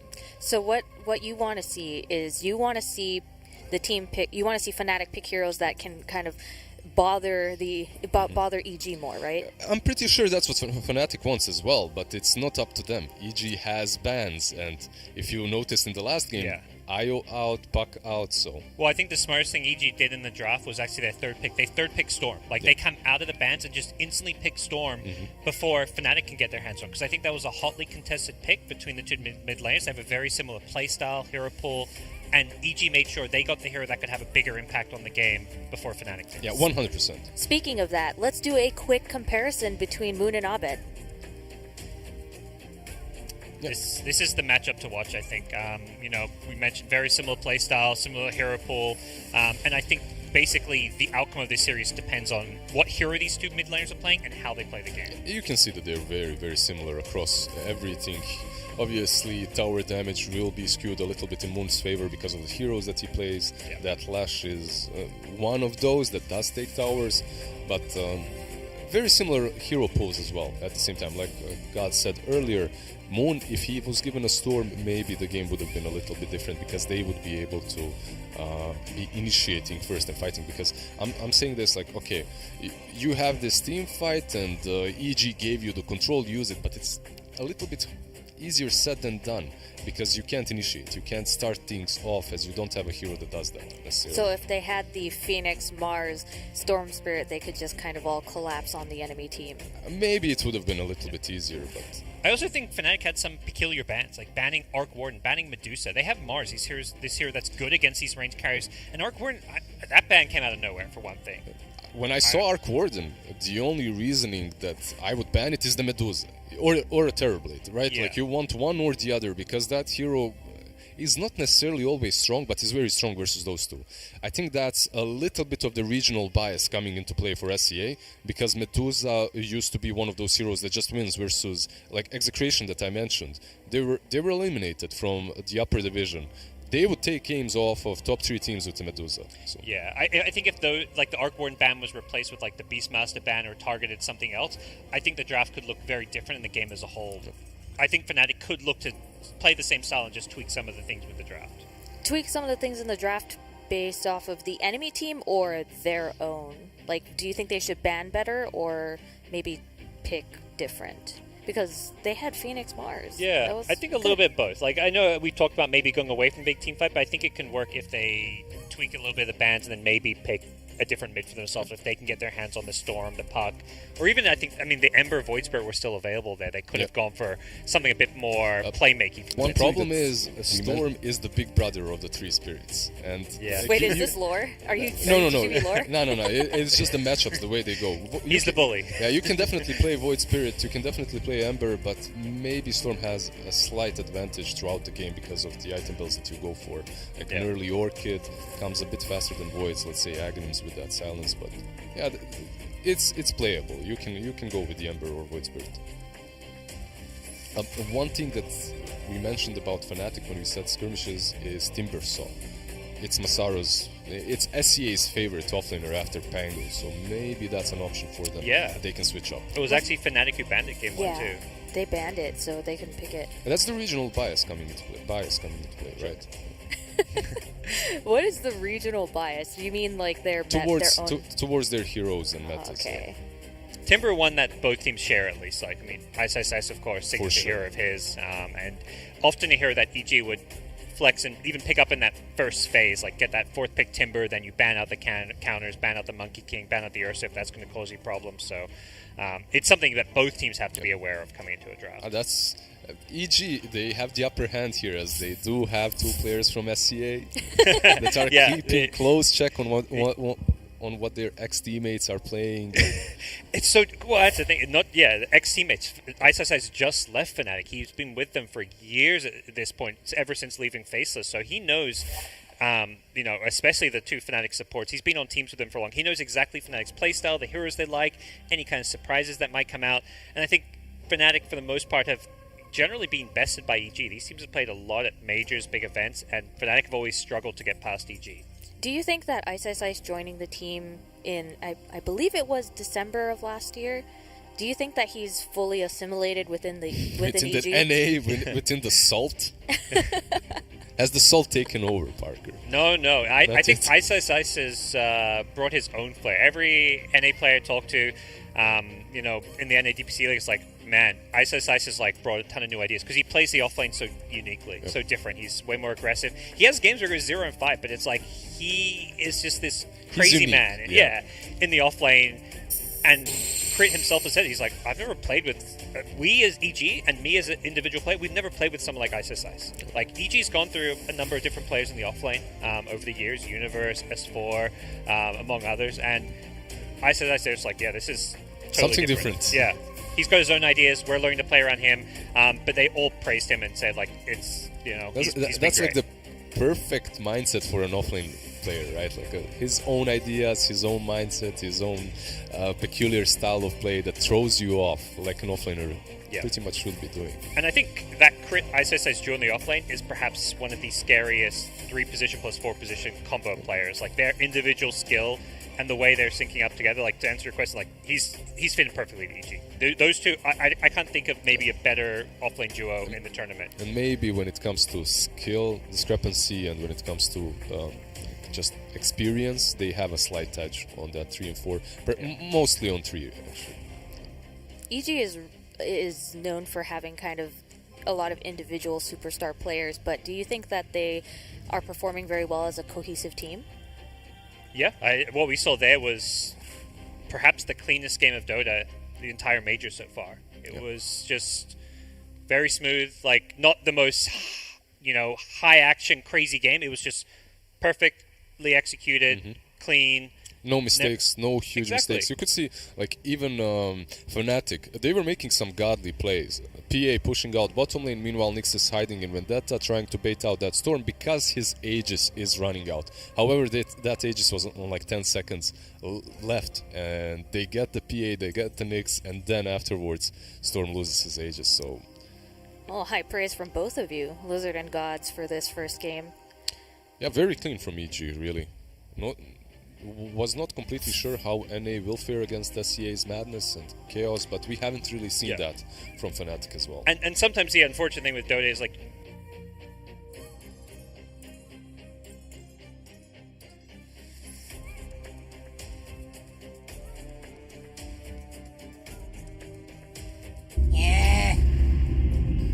play hero. I think, especially toward the end of the series, I think out of his last 4 games, 3 of them were carry out. Yeah. I think it's just straight up respect band. They've seen what EG can do and how they play around, and they're just like, we don't want anything to do with that. This looks like a switch up, really. Fnatic with the Enigma, Evil Geniuses with the Pango. Pango, the second most picked hero in the SCA, and they just take it away. So at the same time, they need to be a little bit careful, as Fnatic are well versed in playing against him. So they've matched up against this against Pangolier so many times in the region. And I'd also say not like a huge stretch for EG. I mean, I feel like this guy has like 10 signature heroes, but Pango has always been one of his best heroes as well, and they can play it in that 4 position as well. Crit does like the 4 position Pango. It's a hero that can instantly clear out Eidolons. The Rolling Thunder is going to make it really difficult for a support Enigma to get Black Holes off. That's a very good point, because one of the best heroes that I've seen versus the Enigma, game-wise, that does in the lane, was Pango. Yeah. Later on in the game as well, versus the Black Hole, you can itemize. You just get that Basher, suddenly you can use Swashbuckle to cancel Black Holes, so it's really... You get another hero that has some sort of burst damage on the AoE effect, like versus Eidolons, you can just clear them up instantly. Considering this is most likely a position 5 Enigma. So Enigma would be position 5, that would make Tusk position 4, most likely? Most likely, we have seen a lot of Tusk be played on 3 in the wildcards and the group stages, but the hero is not necessarily played on 3 in SCA. Not a lot, at least. Here's another NA classic, the 4 position Mirana. This alongside the Earth Spirit were like the go-to 4 positions. Interesting they go for this rather than the Earth Spirit this game. I don't know if you have any idea of why they feel like Mirana maybe suits, I guess, the pairing with the Pango maybe, or... You get a little bit more experience shared on the 2 supports on the 3 and 4 from the lane, as you can, with Mirana, easily clear out camps. You don't have to leech as much. You get that Starfall versus the Eidolons as well, but of course, Earth Spirit would have done just as well. The lane itself perhaps is a little bit nicer. You have one ranged hitter and the Pangolier as well. Ah, okay. It's a hero that can, the range hitters against the Eidolons. Like, you want a hero that can deal with those, perhaps. Swashbuckle plus 1 or 2 hits from Mirana, you should clear all of them. And a hero that's never going to be really threatened by the Tusk rotations, because Leap is just, you can always leap out of Shard, you can leap away from Snowball. It does feel like, I think I've seen a few Miranas up when the Tusk has been on the other side. So they picked Mirana basically to counter Tusk. Not necessarily to counter him, but it's an easier matchup to play. Like when you're playing versus Clock, having heroes that can get out of cogs is nice. Same goes with playing versus Tusk, that you can jump over the shards. You can see it's not necessarily picked only because of that, but it makes your life a little easier. Because of Tusk, you sometimes see as well mid laners such as Quap or Puck that can get out of ice shards as well easier.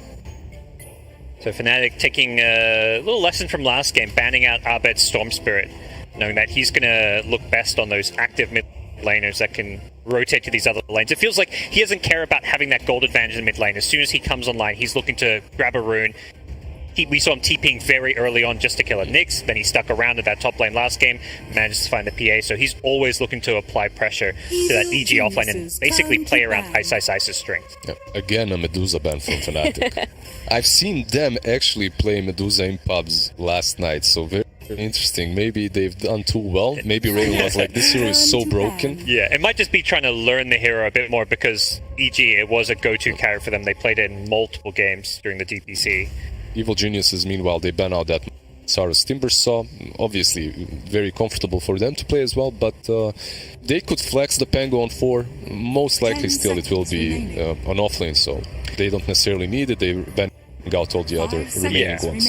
So with a bunch of Abed's mids banned out, do you think that this is a good chance for Void Spirit to come out if it doesn't get picked by Fnatic first? Yeah, that sounds solid. I think either Void or Ember, both heroes that can be very active around the map for Abed. Haven't seen him playing too many of those carry style like TA mids in a while, so I think Void Spirit definitely. If they do go with the Void Spirit, it's now Fnatic possibly might think about Queen of Pain. That's something that they can go for. How does Queen of Pain matchup work with Void Spirit? When Void Spirit just came out, Queen of Pain was crushing every single matchup that I saw. Like every single time Queen of Pain would just dominate. However, it's not the same anymore. It's not like Void Spirit got buffed or anything. It's just that players adjusted their playstyle. And I like this better than the Quap. You have catch. I think I've seen, like you say, Void Spirits adjust their playstyle. You can dodge the daggers, just use your spells to farm creeps. So, and it just playstyle wise, it gives them that mid laner that has, I think, more. The playmaking from a Quap is it's just different to Ember. Ember completely. sets up kills and can find pickoffs kind of alone. Yeah. 5 seconds The remaining. difference as well is it's always much freer to play an Ember than a Quap. With a Quap, if you make one mistake, that one blink and out of position, you're just done. So you can burst targets down, but it can be very dangerous for you to be active constantly. And if you're more comfortable with an Ember Spirit, then definitely. Yeah. The Spirit heroes, you're happy to be the first hero into a fight. I feel like Quap, you're never blinking in to start a fight. You're never initiating, whereas all 3 Spirits, more than happy to, 4 really, happy to be the ones leading the charge. So this will be an Ember versus Void mid. Most likely, yes. This is looking like a much different game than the first one. Yeah. 6 different heroes so far, I believe. Nothing. No reoccurring pick as of yet. Some same bans, but no same picks whatsoever. And if you're Fnatic, you should be happy with this. Okay, Evil Geniuses, they go back to an old school fly hero. Now, the main reasoning behind the Winter Wyvern is the Black Hole, right? It gives you an ability, your Winter's Curse, that will always pretty much be able to cancel the Black Hole. As if this is a position 5 Enigma, you can't reach that blink, remaining. BKB, Link and Sphere like ever in the game. So Fnatic's turn to battle. Winter Wyvern has been picked twice in Whoa. the tournament so far. Oh, what? Okay. Okay, wait, can someone please explain this to me? Yeah, you thought this it was just picked up in meme games, but you're the techie specialist, right, Lizard? You play this hero? don't out me, man. Come on. I think that Techies was picked by PSG.LGD earlier, but that was a little bit of a slightly lower stakes game. I love the hero, but I hate myself for playing it, so I don't play it that much. Really, it just ruins the game for everyone. However, it's a pro match. It's such an important game for Fnatic, and they must have practiced this. Is this a pocket strategy? Is this the pocket strategy? This is the cheese strat the pocket strat you were talking about. This is 100% the pocket strategy, and all of these heroes on the side of Evil Geniuses are not well equipped versus the techies. They're very mobile. However, once you jump into that minefield, you're just gone. And you can see Fnatic panning out the Necro 3 carry, the Lycan right away. They understand what kind of Beast already banned out too. You can. What heroes do you even? So what are their lanes looking like here? Do you feel? I actually don't know. This is core techies with core Tusk probably 4 position techies core Tusk makes sense, I guess. Could be a core Enigma as well. Yeah. Could be a core Enigma very easily. But you would be putting a core Enigma versus a Winter Wyvern. You're already kind of countered. So perhaps it's a core. I would love to see a core techies. It's mostly a fort. If you look at across all regions, techies is always a fort. Yeah, whether it's Xingqiu or whichever play you look at. Navi, Zayas, exactly. They're all fours. 10 seconds. Okay, so versus techies, you want either heroes with built-in BKB, which is Lifestealer or a Jug. Refraction TA comes to my mind, which is also nice, but you can't really fit it in EG. Reincarnation, Wraith King. How can he yawn? He's yawning. You just pick techies and you're like, yeah, just another day at the work, man. Just another game. So who can Fnatic? We went over who Evil Geniuses would want to go for. Who would Fnatic go for to finish off their techies combo? Question. Probably a carry. They don't have much to scale, go late game, and I mean, techies can play faster pace these days, but I think you still want to have a carrier. And you need something to take objectives with right now. Oh, for sure, and you can go full late game because you have techies. You can also just pick any normal carry right now in the pool. There's Troll, there's Ursa, I believe, still left. Troll Can banned they take out. Wraith King so that EG can't take it? Would that work out? It doesn't seem... It's definitely possible. I'm not sure if you want to play into the Pengo Mirana, like you can clear out the skeletons right away, but it does seem good. There you go. Yo! Good call. Nice, Sumi.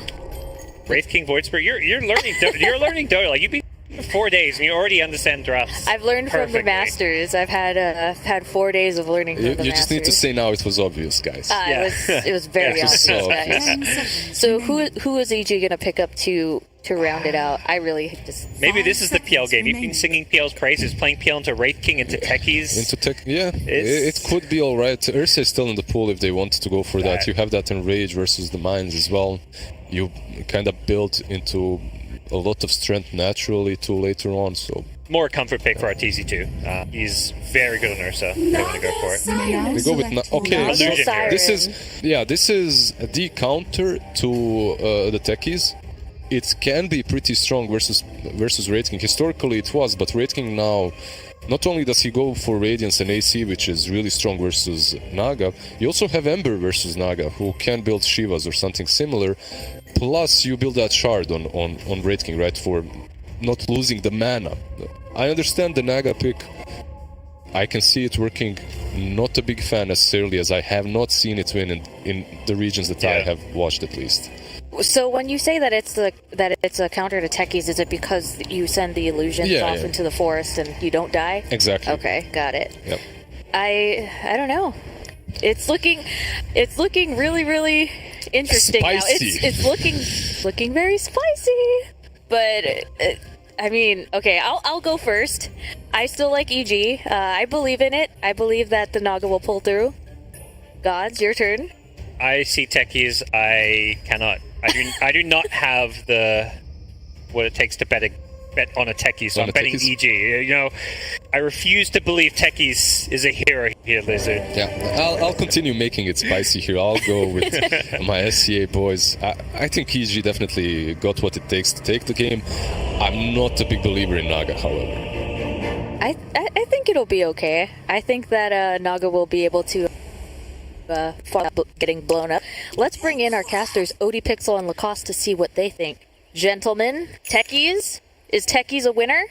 I don't think so. I really dislike the hero. I'm like, they show up. This is their second game of the tournament. They pick techies. I mean, they must think it's good. You know, they probably practiced. They beat some of the top tier teams with it. There's no other explanation. I'm leaning towards GG. I love this Naga Siren pick against the techies. The root mechanic against all of their heroes. Ember Spirit. Tusk can't use the snowball. Like, it just feels really good. Yeah, I've got to sort of lean the same way as the cost. I think the Naga Siren on for the last pick for BG is fantastic. But I'm excited because, as we're saying, you know, you don't pick techies in this situation unless you have something insane prepared that you practice. So I'm ready for Fnatic to literally blow us all away here. All right, well, let's see how it works out. Will Fnatic be able to take Game 2 and bring us to a Game 3? Let's find out. Take it away, gentlemen. Thank you very much, Simi. Here we go. Game 2 of Fnatic versus EG, and a Techies is thrown into the mix for the second time this tournament. Didn't have great success until the first time round, but to be fair, that was in a game that didn't really matter, so it wasn't necessarily the the game didn't matter. I go to bed, I'm like, man, it feels good. I just saw techies losing, getting dumpstered. I fall asleep instantly just by thinking about it, and I wake up, second game techies again. I mean, maybe you never woke up, maybe you're still asleep. You know, maybe this is a nightmare. This is a nightmare. Here we have it, jabs on the techies. Let's see what Fnatic's got up their sleeves. Tusk and techies, this was the lane that the EG won like TI5 with, if I remember correctly. It was super popular AUI on the techies. I just don't feel this is a real hero. Every single time I see the hero, I think it's some kind of a meme. Let's have a look. So memes can be incredibly powerful nowadays. Let's see if it's got enough power in it to get Fnatic the victory. They had a tough game one, a good opening to game one, but it quickly went downhill. ZG just completely took over. Let's see if Fnatic can get this one going any differently. Looking at the lane setups, we have Arteezy starting farming down on the bottom lane, backed up by Fly. It's going to be into this tri-lane at the moment of Fnatic. Raven, DJ and Jabs all down here. Of course, leaving the Enigma. Masteros to play on his own on the solo lane top against Ice in the 1v1. Mid lane, the Spirits. Moon on the Ember versus bottom lane. They're gonna go on him. Silence from Techies. There we go. I mean, the tri-lane's got to do this. You know, you're laning like this if you're Fnatic. You're looking for the kills, and what better way to start it off by taking Arteezy out of the lane?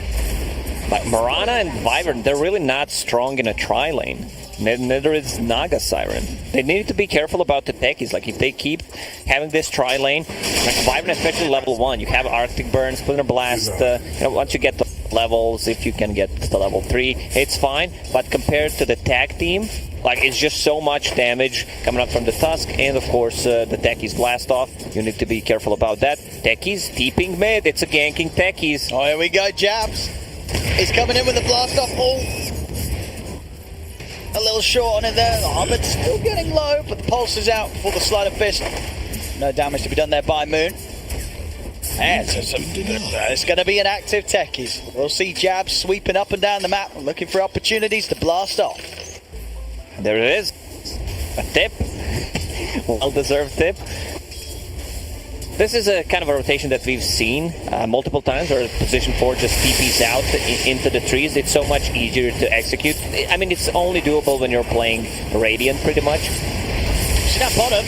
She's trying to get aggressive onto Raven. The blast off from Jabs comes over towards Arteezy. Arteezy getting taken down low by the tag team. Arteezy's got to run. He's into the trees and he's away. Still live. Fnatic themselves also very low. Get Arteezy salved up. Same to be said for Raven. Both Jabs, DJ, not actually having any HP regen out themselves. Will stay low. Turn towards Crypt. Crypt's level 2. No chance of catching him. Leaps available. We're making this game easier for our observers. You know, tri-lane versus tri-lane, mid. I don't think anyone's gonna die there. Same goes for the top lane. So just watch the bottom lane. We're gonna be good. But to go back to the top lane a bit, you know, Pangolier by ISIS, I think he was pretty much the first player that started playing it competitively. Had a couple of videos how to play him. I learned a lot. Like, he's the one who taught me how to play the hero. And when I was like, vector targeted ability, what is that? I don't have a degree in math, man. I have to watch some videos to know like what's going on. I don't even know what a vector is. He certainly does that. So, a good block off onto Masteros here. Ice. Gets another proc. Oh, won't quite get it down the next hit, so Masteros be fine. Masteros got any reaching coming out over towards the bottom. Jabs tries to jump in. He's not going to be able to get the kill. Ends up getting taken down as Fly turns towards him. DJ trying to escape. Chasing on the Splinter Blast connects. Crit. He's got the kill. Takes out the 2 of them. Nicely done. Abed has double damage on the mid lane. They might try to go for him.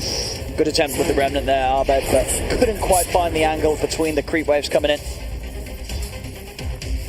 The Moon will be fine, bottle refilled. Top lane Masteros really wanting to stick in this lane, but say very low on the HP. Nice. He's out of mana though. Trying to build up the bottle. Got himself a clarity in the boots coming out. So we'll manage to keep up the pressure. Top lane going pretty much as expected. Ice getting the lead on the CS, but of course a fair few range creeps is super strong against the Eidolons. You have that extra CS potential. He bought Boots of Speed first to be a bit like, if he gets the proc with Orb of Venom as well, he might get a kill. Mirana will be more than fine with the leaps available, and was able to grab that bouncy rim before Jabs. DJ could get on top of him. Back over towards the mid. 26-7 against the 31-7. Moon still with a slight edge. So the all-important move for both of these is going to be that 6-minute rune. Both heroes absolute killers when it comes to rotating if they get themselves that DD or Arcane. Both of these spirits very good at, like, EG needs to be a bit more careful because they are playing aggressive tri-lane, which means that they will be closer to the tower, so they're more vulnerable to rotations coming out from the spirit. Bottom tower is under attack. Bottom lane Raven is getting heavily pressured here by just the 2 of them, Arteezy and Fly. DJ make his way back over to try and get some of this pressure that was getting put on the tower. We'll see over by the runes. Abed will be the one to grab it. Jab's coming in with the blast off, but Abed already away with it. With the Astral Step himself. The try for the arrow connection won't quite manage to catch Moon. What do you think about Techie's performance so far? I mean, I like the attempts here from Jabs. You know, he's very, very active. He's going from lane to lane, trying to jump in with the blast off, but The impact, it feels like it's not as great as they kind of need it to be. But Yeah, when you've got this hero needed moving like around the that map. first one to connect on the Void Spirit. Now he once again dodged it, so a lot of time wasted by Techies. He's at level 3 there, having a Trilin. There's the blast off. Well, this time, that will certainly do it. Level 2 blast off, Jabs has the damage. Back up a DJ and his tag team. Cat, crit out this time.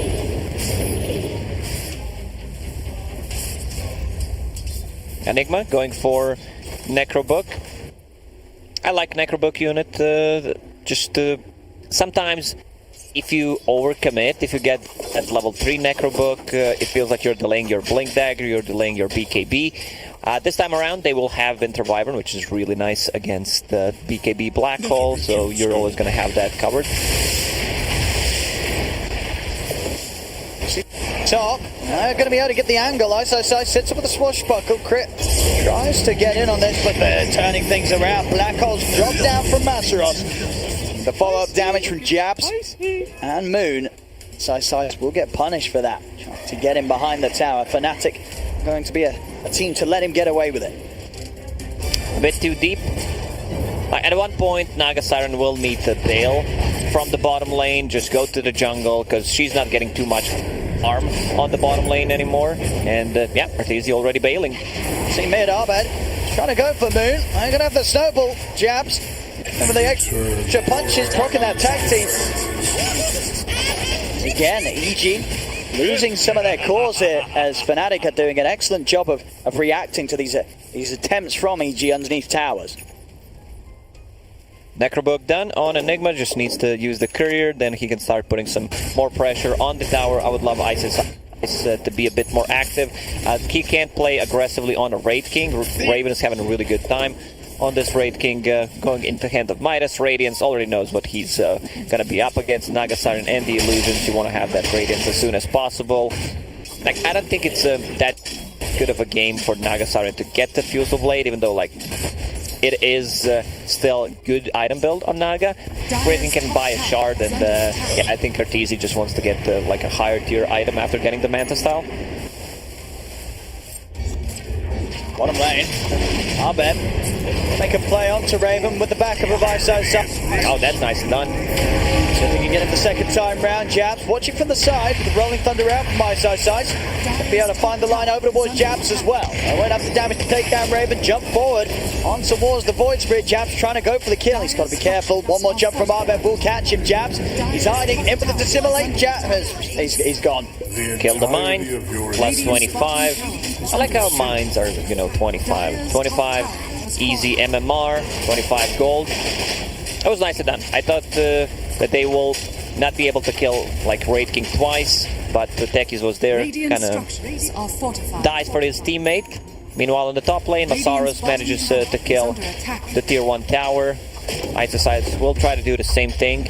Orb of Corrosion still works on the tower overtime damage and the minus armor, but they are a bit limited on the tower damage this game until, like, Naga Sirens gets big. Yeah. The pushing potential definitely a little better early on for Fnatic if they're able to find opportunities for team fights.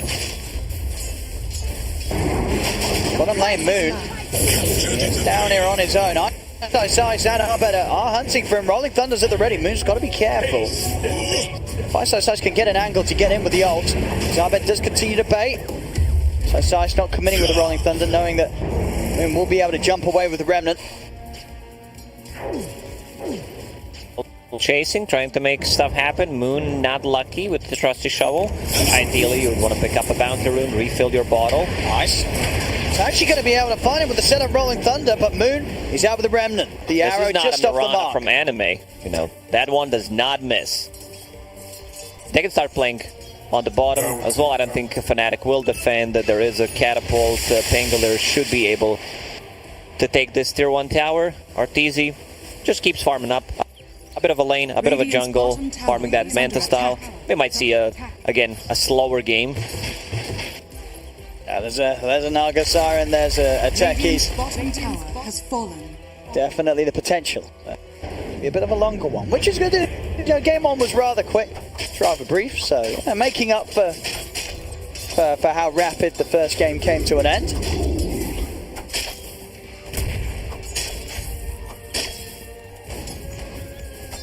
Zabeb is on his own in the jungle. Moon. But nothing more than just trying to interrupt the farming of this Ember Spirit. Now, we're not talking about tech. How's the most important hero in this game doing?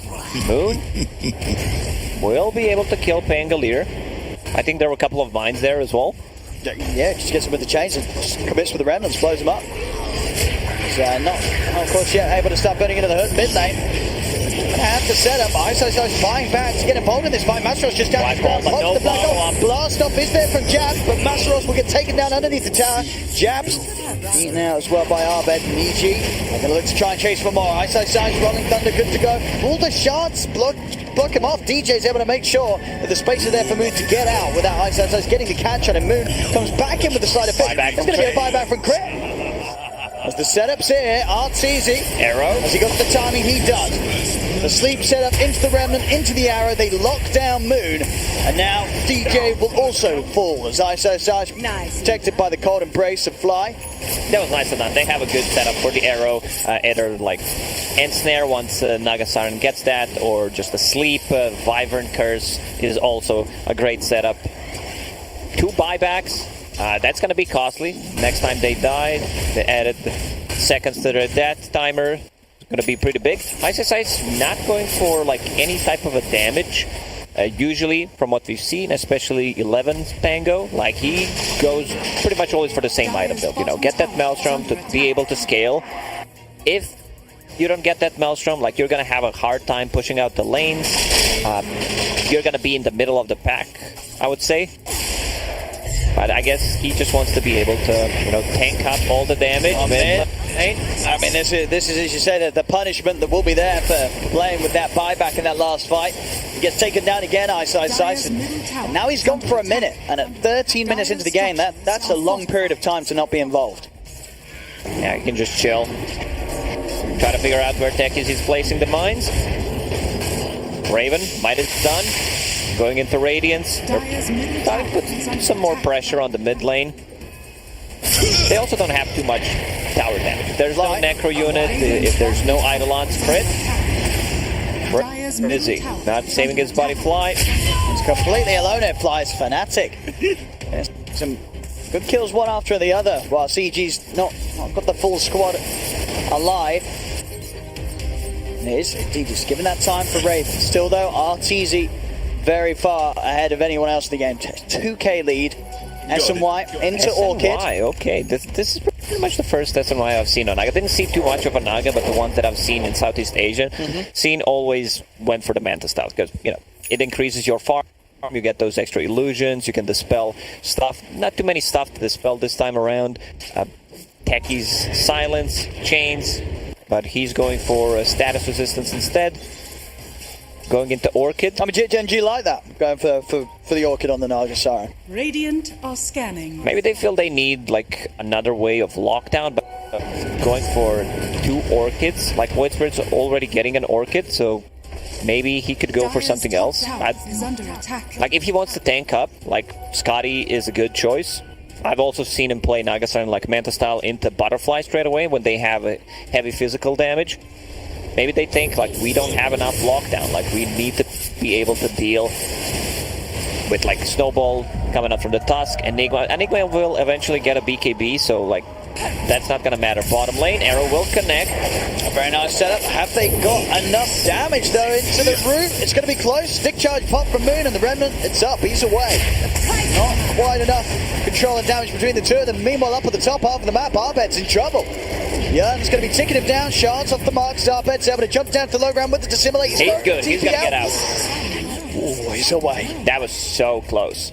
Yeah, it might be a bit of an overkill getting 2 Orchids. Let's see if he commits for it. He just bought a quarter staff. Could turn that into Butterfly, but now he's all in. Has that Oblivion staff. Oh, crit. He actually lands the arrow there. That's a solo kill. Absolutely is there, Moon. He wasn't ready for that at all. heads down to the low ground, and I guess just so the arrow coming in at a distance that he didn't see it when he was actually up there on the same level as it. And a beautiful shot from Crit catches him out. You know where those mines are going to be, at least for the tier 1 tower. You know he wants to place them around that tree area. They dewarded Orchid, already done on the Void Spirit. I like how Ember Spirit is... Yeah, they have this Orchid. I do not have a way of defending myself. Maybe I'll need to buy a BKB so he does not commit early on, even though he's having a Javelin and Mithril Hammer, so just keeping the Javelin locked. Dire's top tower is under attack. See mid, ice. Trying to keep the pressure off the tier 1 tower. Bottom lane, EG. They're ready to jump in and look for jabs. And Zarbet, he's found him. Set up with the Orchid into the Remnant. He's going to have the burst to take down jabs. DJ unable to save him. Dire's top tower is under attack. Towards mid, ice. He's going to try and lead things in onto Raven. Raven, he's got the reincarnation. Good bounces. So they can do it a second. Chris coming over the arrow. Oh, it's perfectly timed. He manages to land it over towards the side. Flies. We can control Masaros with the curse to make sure that there's no black hole to threaten the rest of EG. That was such a nice move from Crit. You know, he has pretty much one job, control Enigma. Even when Enigma gets a Blink Dagger BKB, he needs to stay away as further as possible and just cancel that black hole. The Fly. Yeah. What did I say, Crit? Yeah, Fly. Now I'm having some flashbacks from Crit. Oh yeah, the Crit. Yeah. I remember. 10 to 10. 18 minutes in. It's a close one. It is. Radiant's but tower is under attack. as minutes pass, you know, it is a game where RTZ's Naga Siren feels like it's only going to get further ahead with the speed that RTZ is able to farm at the map with the illusions. I'll see if Raven is able to catch up once he has the Radiance complete. It's very close to the Relic. 3,200 gold onto it. He's so far ahead of Wraith King. Like, he's getting closer and closer. The Relic is going to be 20 minutes, Radiance Midas. Like, if they manage to kill him one more time, Raven's not getting too much out of the map. It's very hard for all the techies to set things up because they have Naga Siren illusions. You know, you have ways to deal with those bombs. Maybe look top Raven. No ult for 30 seconds. Radiant's courier. Be a little cautious with EG hanging around. Radiant's top tower is under attack. Back up, try and reset, and get back in with the Invis over towards the lane. Masteros, he'll just drop it straight up onto Side. They'll get the kill, but now they've got to be cautious as Moon is very low on the mana. Into the Orchid, he's silenced and held in place. Moon, he's going to die for this effort. They may have got Side, but it's a black hole down and also their mid laner down. This should be a tier 1 tower on the mid lane. They got the Pango. Seems like Ice is playing more of a sacrificial role this time around. You know, he's tanking the spell. Song will still catch Enigma. And will indeed Masteros with the arrow. Let's see if they can time it. Yes, they can. Very nicely done. I mean, they have a super solid setup, both the Remnant or the arrow, either one. It's going to catch whoever gets set up upon by the sleep. Bombs will not kill anything. Didn't hit anything at all. Tips out from Fly as well. If this was a techies in my top, this is those mines. I can see queuing up the Shadow Amulet. I'm a bit worried.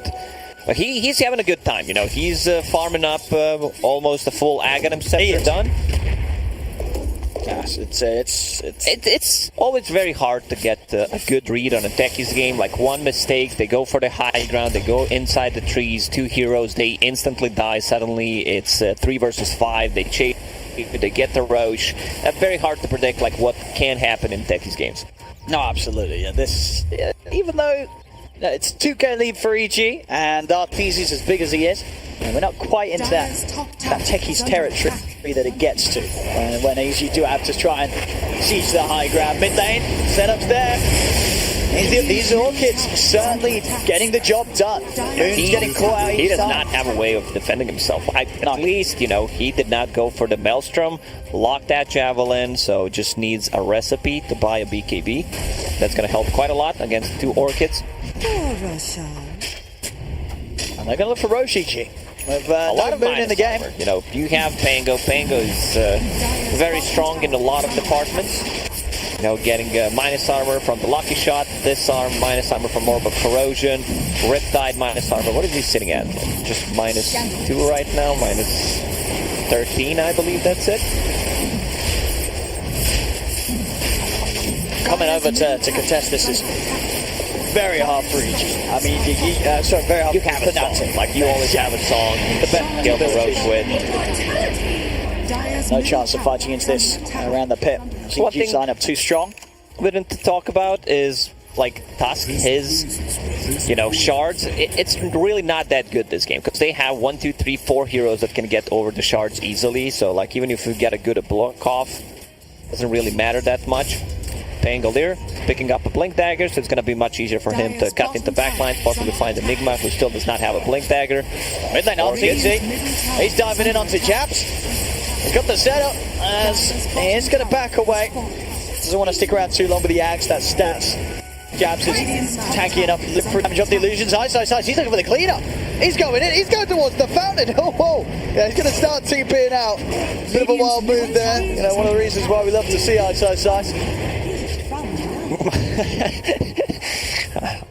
Kind of a classic Ice Just move, rolling into the fountain. rolling in. Knows that he can die. Arrow connects on a Tusk, but there is no follow-up. Aegis on the Naga Siren. They can continue to get the most out of the map. Like Raven, he's involved in 1 kill. That kill was from the laning stage. Has Radiance, keeps farming up. How's he doing? It's still struggling to just catch up with how much RTZ is getting done. And this Orchid has just enabled him to get involved. 3-1 and 4 on the Naga Siren. And also just this sort of mana regen in the end. You never really have to worry about buying clarities. He's just going to be able to keep spamming that mirror image and always have the mana to fight with. Having enough to use the soul burn and the ensnare. Crit, this game has been on point with his rotations, with his arrows. It's not all about him, because everyone else needs to set it up, but you need to have a good angle. We've seen a couple of times, like, Masaru's trying to block the arrow from certain angles with the Eidolons, with the Necro Warriors, but Crit is always there, so pretty much to land it. Naga Siren about to have a hard finish, so that's going to tank her up quite a bit. They're trying to get the catch on RTZ. See if they can do it. They've got to get through the Aegis. The rest of EG making their way over. Songs available, curses available. Fnatic's going to be very careful about how they commit for the second fight. Off the mirror image, RTZ starting to step away over towards the backline. Arbit jumps over towards Jazz, pulls him back with the Remnant, takes him out. Going to be able to keep RTZ safe here with the cold embrace. BKB's out from Moon. Ice coming back across.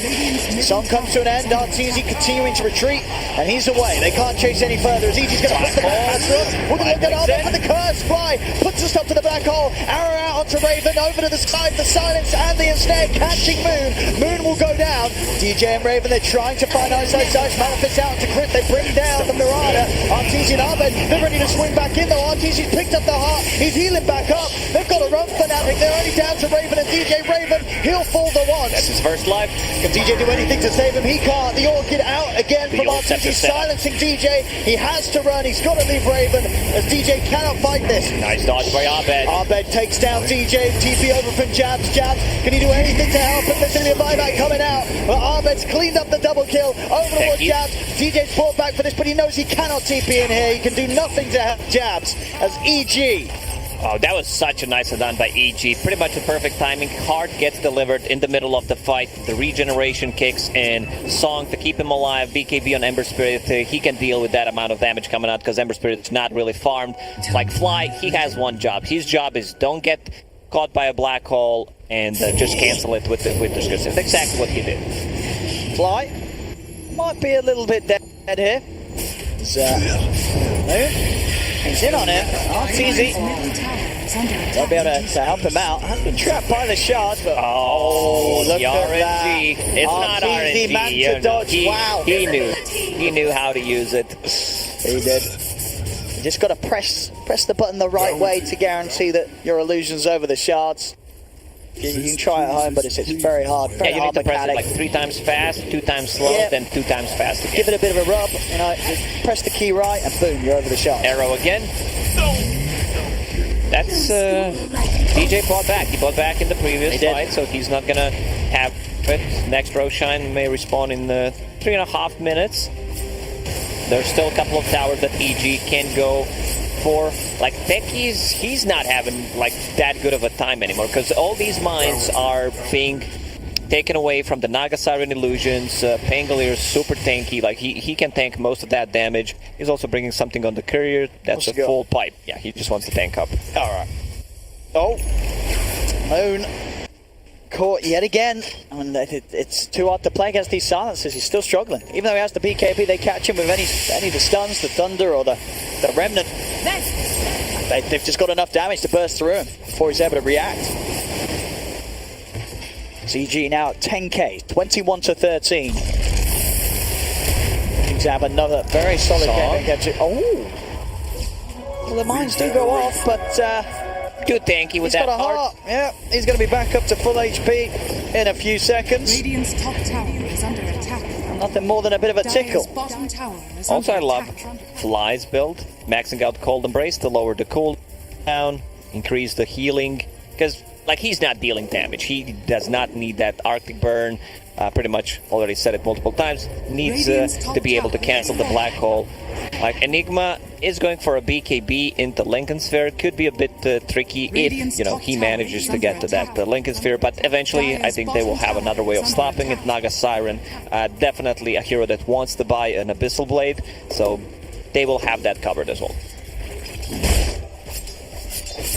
Some of these neutral items are teasing, finding the lovely one here for the Naga Siren, the Elven Tunic. Incredibly beneficial for one of the best ones for sure.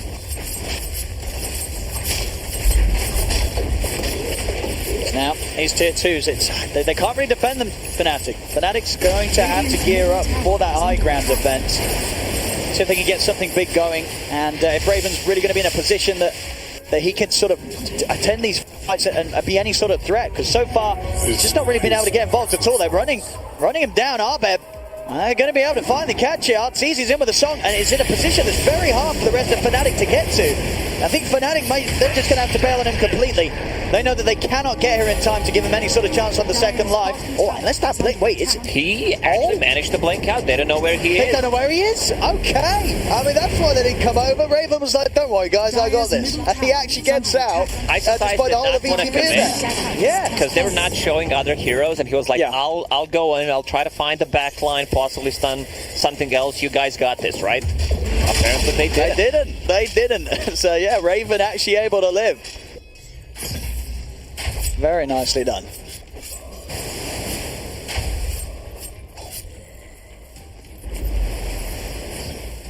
ZG still bringing in this mid lane. Oh, there we go. There, we finally got one. Oh, look at that gold. We finally got 1,200 gold. Okay. That's what it's all about. That is literally the reason why Jabs is playing techies, just so he can.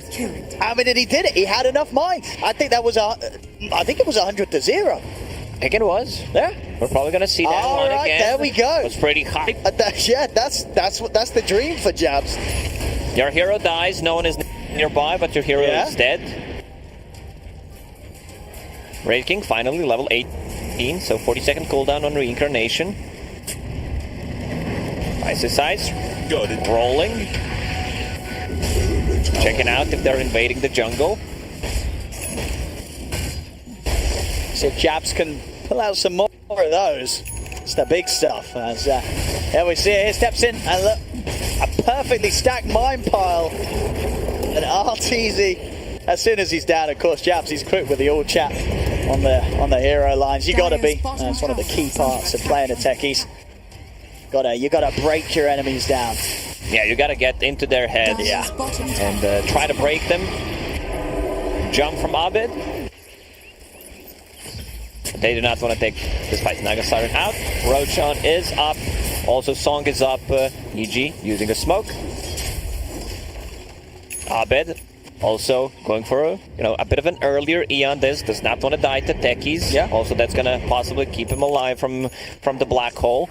They don't have any nullifiers, and I don't think they will have, because like none of these heroes really love to buy the item. Abed trying to get the jump in onto Moon, but BKB's still good to go. The mine's put to waste there. As Arbed Most of the time you would not want to have Eon Disc, the first usage, like completed. You want to have it disassembled and then assemble it in a team fight, but since you're playing against the techies, like, you never know. You might not be able to react. You just straight up die. So it's okay to have it, completed. Butterfly will be down on Naga Siren in the next couple of seconds. That's a lot of evasion. 16% from Elven Tunic and also the Butterfly. Raid King, also not a hero that likes to buy MKB, but might be able to go for it. Arrow, well, not connect. BKB, popped by Moon. Yeah, so that has to there. Worried about the follow-up that could be coming out if he did get hit. So that's easy. Coming in with the setup, he's managed Another to arrow catch. is ready. See if they've got the setup. They do. DJ, they get caught out. Ice coming in the point. It's okay, Jabs. He's able to get Arbed. Arbed has been blown up. PG want to keep fighting on without their Void Spirit. I've got to be careful around this area. They're going to be a little bit spooked after losing Arbed like that. When playing against techies, you know certain areas will be mined, so like even if they're not, you're still not gonna go there. Eventually, they will need to pick up a gem. Crit just finished, Fly just finished Aetherlance and the Blink Dagger on Wyvern, so maybe his next item should be the gem to be able to see things. Once Abed is out, they can go for the Roche. Unfortunately for him, Eon Disc was not ready. Actually, Pango just buys it because he has enough money. He's like, I'm sick and tired of techies in this game. Boys, let's try to close it out. Yeah, I mean, and they've got to be careful. I mean, Jabs he's definitely doing it. Those 2 kills, killing Arteezy, killing Arbed. He can keep this up. Oh, what a nice arrow from Crit.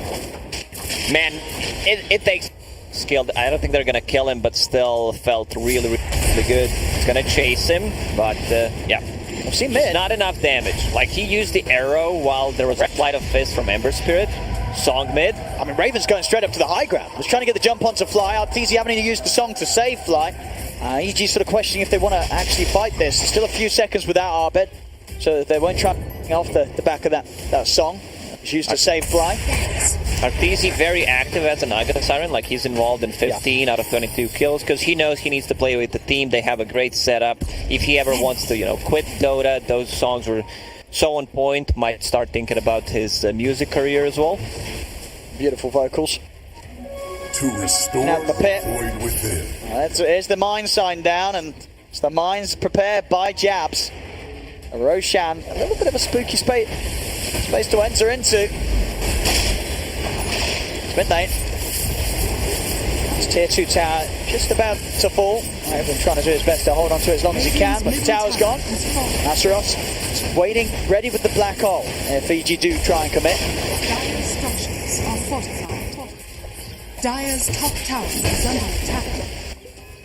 Zag's done on Moon, so the Ags on Moon and on both Raven and Mastros. They've got some great ways on their cores to get to these back lines, maybe try and catch Fly before Fly's able to interrupt the team fight with the curse. They're going in on Arteezy at the mid. On the side, Moon's committed to the BKB, trying to keep the backliners of VG away. And now the black hole is coming in. Out Fly, he's in position. He's able to curse Masteros, put the black hole to an end. Masteros will go down, and Arteezy will be able to back up. He may even be able to get back in. Turns with the route onto Raven. On the side, DJ trying to watch, but he's been found. Arbed jumps over, finds DJ in the trees, takes him down. Raven will be able to slam down Crit. Buyback from the 2 of them here. It's both Masteros and DJ want to get back in on this. Abed still has that Arcane Rune running. I mean, good setup. Is BKB still on cooldown for 35 seconds? They're in onto Moon. Moon in trouble. DJ coming over with the snowball. Can he save him? Moon goes down. Jump forward with the blast off. Arteezy and Ice both low. And they're trapped. Right by Raven. Raven, he's able to take down Arteezy. Turns towards Ice as well. As the buybacks pay off Fnatic, they'll be able to take the team fight. They use 2 buybacks. Roshan is up, so they can go inside the pit and try to take this fight. And PZ has a buyback. Pango, no buyback. Mirana will be out. I'm not sure if EG wants to buy back and try to contest this, because this is a pretty big one. It would be very risky, yeah. You get Arteezy in, but they say no ice. So they may just have to let this one go for Fnatic. The AC done on Raven. Take this down pretty quickly. No curse for 20 seconds, so Fly can't even go for some sort of YOLO play to disrupt this. Fnatic, they're going to get this. This Aegis and Cheese, it will be theirs. Despite the lead from EG, Fnatic, they're doing it. They're keeping themselves in the game. And definitely setting up the map in a way that's making it very hard for EG to push this on to the next objective. EG wants these prolonged team fights where like they get the most out of Winter Wyvern, multiple heals, try to reset part of the Rast region to kick in, but Raven right now is getting pretty big. You know, he's not been very active early on, he's just been farming, but now holding on to Aegis. I'm not sure if they can take it down 3 times. Like, they should be able to control him with some of the spells, especially the disarm coming up from the Pangolier and everything. But yeah, they should try to go for those who bought back. It's going to become a bit more problematic. Enigma getting closer to Lincoln's here, then Crit can't just go in. So I want to see some Bashers, I want to see some Abyssal Blades being built, Pangolier going for one, and I believe Nagasarin also going for one. Yeah, so they need to have that covered.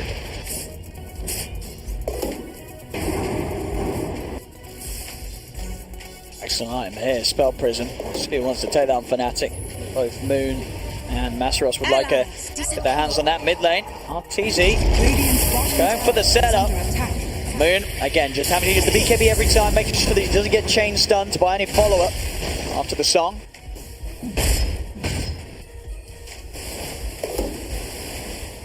Radiant are scanning. Techies, Octarine Core, level 20. Can't wait for level 25. Do you think he picks up the damage or the mine's movement speed? We'll have to see. I don't know what's meta at sort of this, you know, incredibly high level of the game. Yeah, I don't know what the meta is, because every single time I join a game, I ban techies. We could say you abandoned us. Oh, techies, that's nice. See ya. Radiant's bottom tower has fallen. Like, it's one of the most memey talents in the game for sure. Like, you see mines running at you, you're like, what's going on?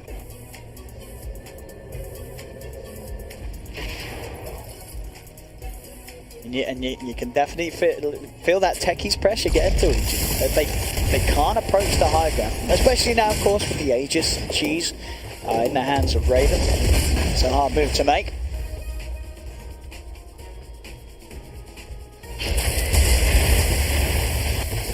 Having to be very, very careful how they approach things against this Fnatic lineup. Despite how big RTZ is, you know, we are seeing though, with these moments passing, Raven has pretty much caught up to the farm of Arteezy. Recovery has been brilliant for him. Despite the low attendance on the fights, you know, he's been doing his job. He's been hitting the creeps, and he's shooting up there. He's going to have the MKB done very shortly. He doesn't like to find that item, but against all the evasion coming out from the Nagasari and the Butterfly, she was also holding the Elven Tunic, now holding on to Ninja Gear instead. Like, you need to be able to go through that evasion. 35% is just a bit too much.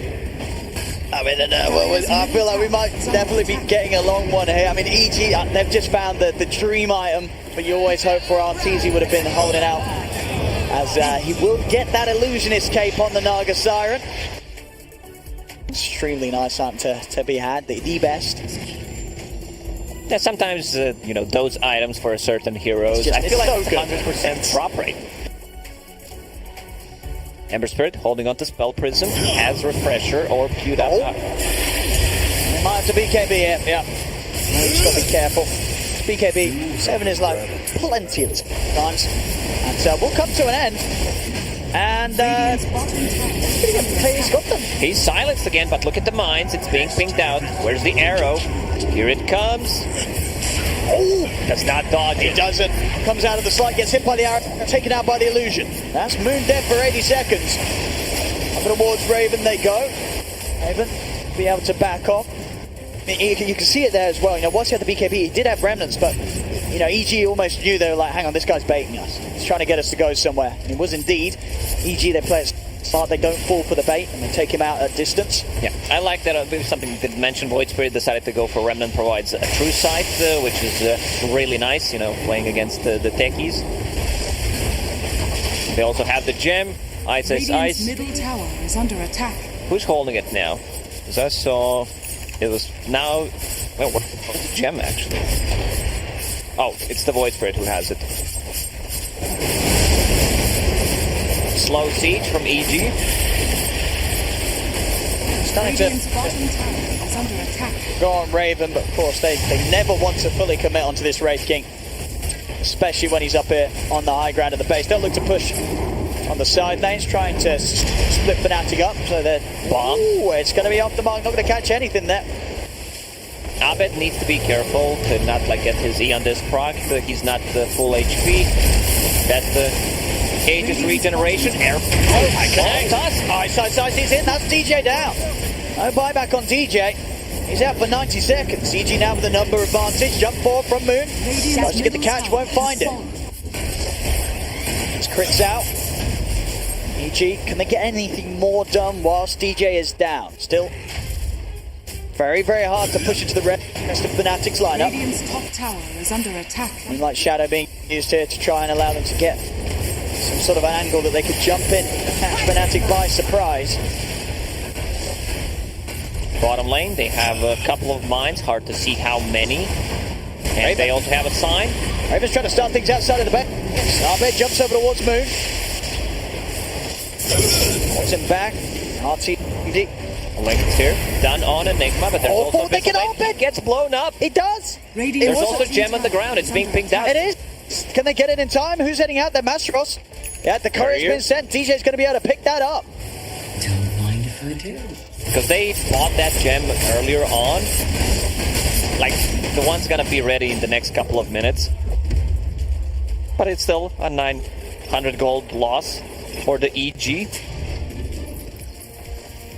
And with those kills, yeah, Jabs, he's getting close to 25. Already well through the level 23. When I said that they need Abyssal Blades on the heroes to deal with the Enigma, the Black Hole, look what Crit has queued up. I mean, you're absolutely right. That's how much they value the item against Mastros. Everyone just wants to get Eon Disc and Abyssal Blade / Bastard to be able to deal with the Enigma. Mirana has a lot of attack speed with the leap, so even if she's not caught inside of a black hole, she can cancel it before the Abyssal Blade.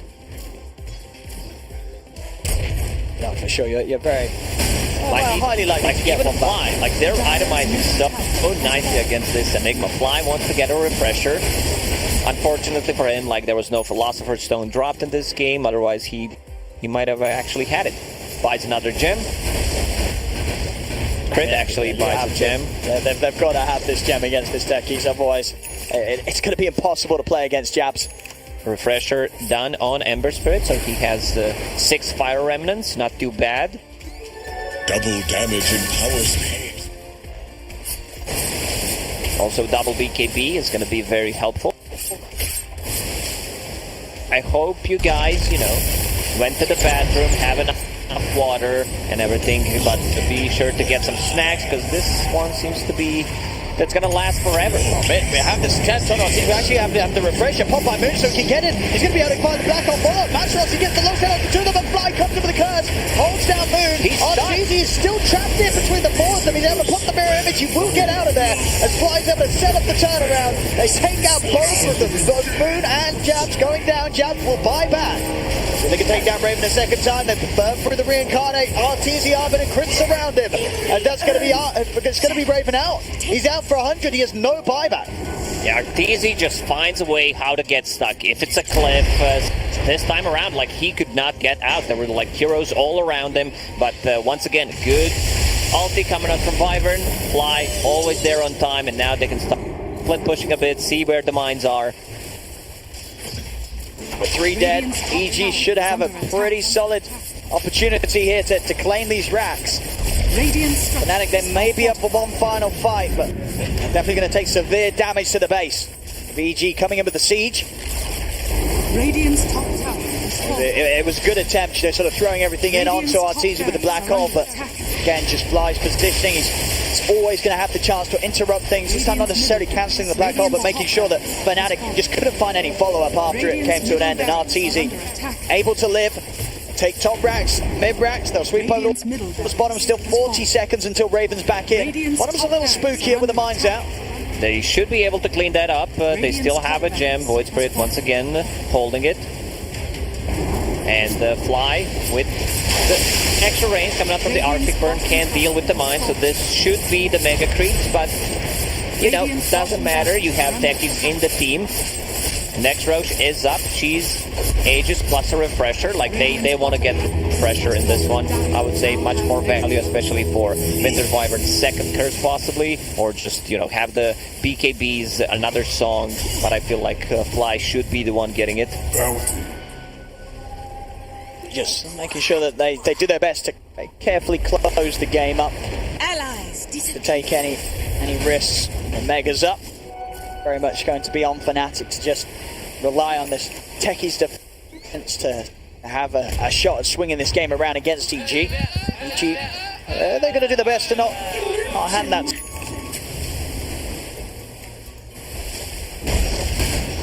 There's very little chance that Fnatic can get outside of their base whilst CG go for this Roche. So back to farming. Now this Roshan is not going to move. They have 3 bashers, disarm. I don't think he hit anyone once. Bloodthorn done on Nagasine, so that's going to be quite a lot of damage coming from that item. Refresher passed to the Winter Wyvern, so he has Refresher Shard, Refresher Orb, 3 Winter's Curses. Good luck against that. This Wyvern has just been such an excellent pick. We don't normally see it, we don't normally feel it, but especially in an age where we've just seen countless games where Enigma has just been allowed to sort of single-handedly turn games around. Fly's Wyvern putting a complete stop to Mastros being able to do any of that this game. EG trying to go in, possibly, end the game, but with the techies, you never know. Gotta be careful. Raven jumping in. Sign has been dropped on the mines around these 2 tier 4s. Careful how hard they push in. Arteezy feeling safer with the Aegis. Gonna try and trade into Raven. Raven hitting back with the Swift Link pretty fast and hard, but Arteezy's got a lot of armor. There's the jump again. Moonlight Shadow, EG setting up behind Arteezy. Raven has to be careful how far it commits. Does not have buyback gold. Now he's going to get jumped. They can take him down the one side hit with a follow rolling thunder. They'll try and force Raven off to the side. DJ has been caught on the front of it all. He will get the snowball off. And they're going to lose DJ almost certainly as the snowball will come to an end. No, it's got the blink. DJ actually able to pick back the fountain. For the buildings. Raven is looking for a second round. He gets back over towards Arteezy, but Arteezy the damage with this Bloodthorn and the illusion. Arrow Takes him down. The arrow won't connect. Raven will start backing off, but EG, they're doing the damage to tier 4s. Arteezy continues to push. That's the first tier 4 tower down. They can keep pushing. Still Aegis on Arteezy. It's Raven trying to get in. They do have those 2 black ops. Dross can find them. He's got to go for something completely incredible. As he's down 27k already. The jump's been made on the backlines. Arteezy's going to pop the sock. 7 to Moon with the Abyss. Moon, he's got to get out. The BKB's going to short come to an end. Quick sail behind the time of the arrow. Hits in Moon. He's dead. He's out and he's down. Available. If he uses it again, Mastros is going to go for the first black holding on to them with the curse. Fly puts a stop to it. Again, just stopping Mastros in his tracks, and Mastros does not have buyback. He was out for 100 seconds. They've caught Moon outside of the base. I believe that's it. Nice play from Fly. He had 2 Winter's Curses. That's the 3rd one. He actually used the refresher just to set things up. I mean, it's just too much for them. Well, the mines come out. He kills Ice, but these are all mines. Like, they don't have anything else prepared. As onto the side, Raven trying desperately to defend. DJ applying a little bit of safety inside the snowball. Raven is attempting to run. Raven, he's out and down. No buyback on him. GG is cool. As with that, EG, they'll secure themselves both wins here in this series, 2-0 against Fnatic. Big W for EG, big W for Dota community. Watching techies lose, I think everyone is pretty satisfied. Great showing from EG. Like, they had some insane timings on their items going in and out. Like, Fly on Winter Wyvern has been amazing. Like, the itemization coming out from EG, getting like triple basher / abyssal blades, going for refresher on Wyvern, picking up the refresher shard.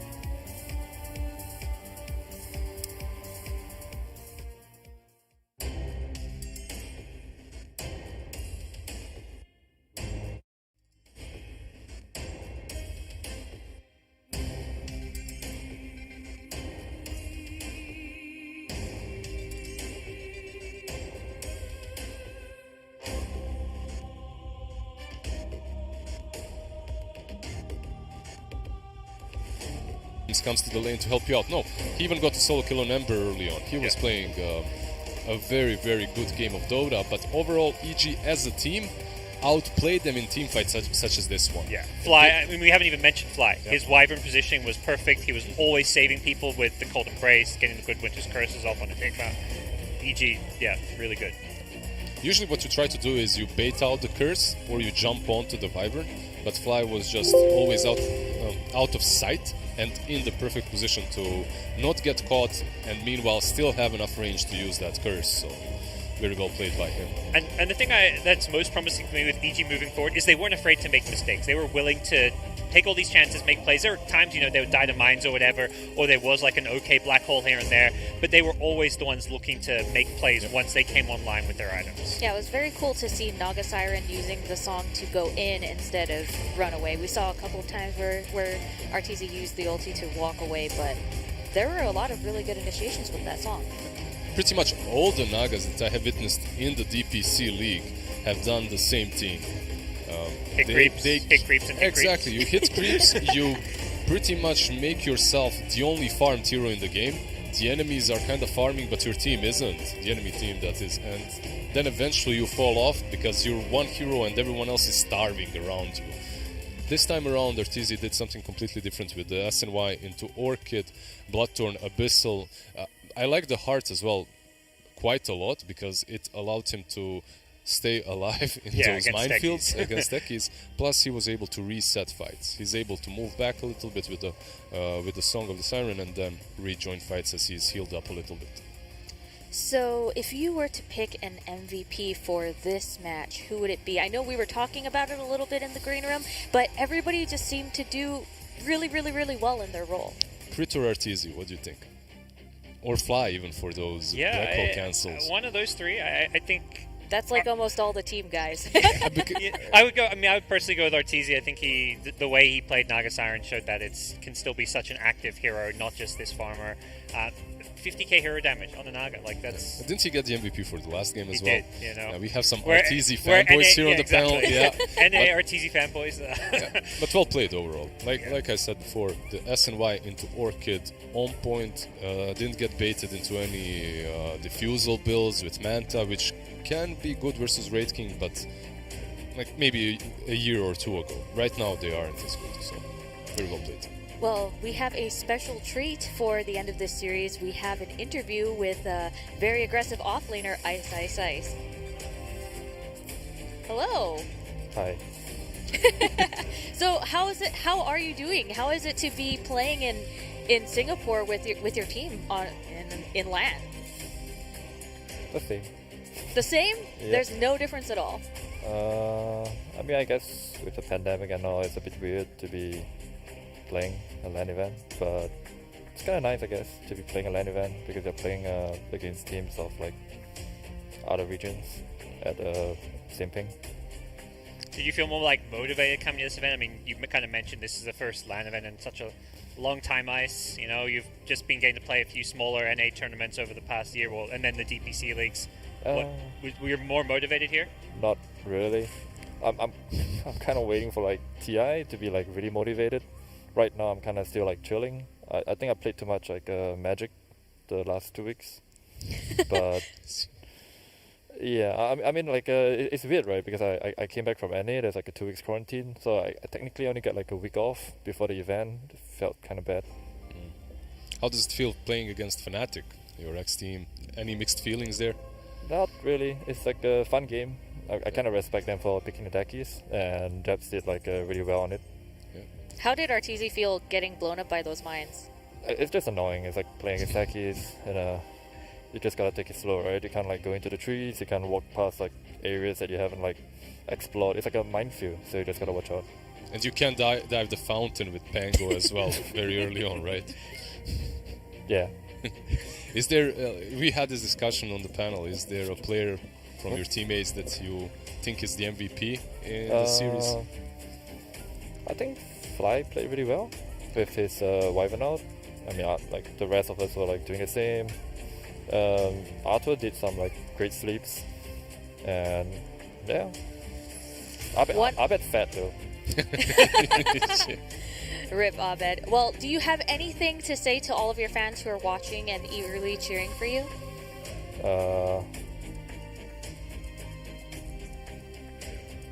I don't know, like drink water.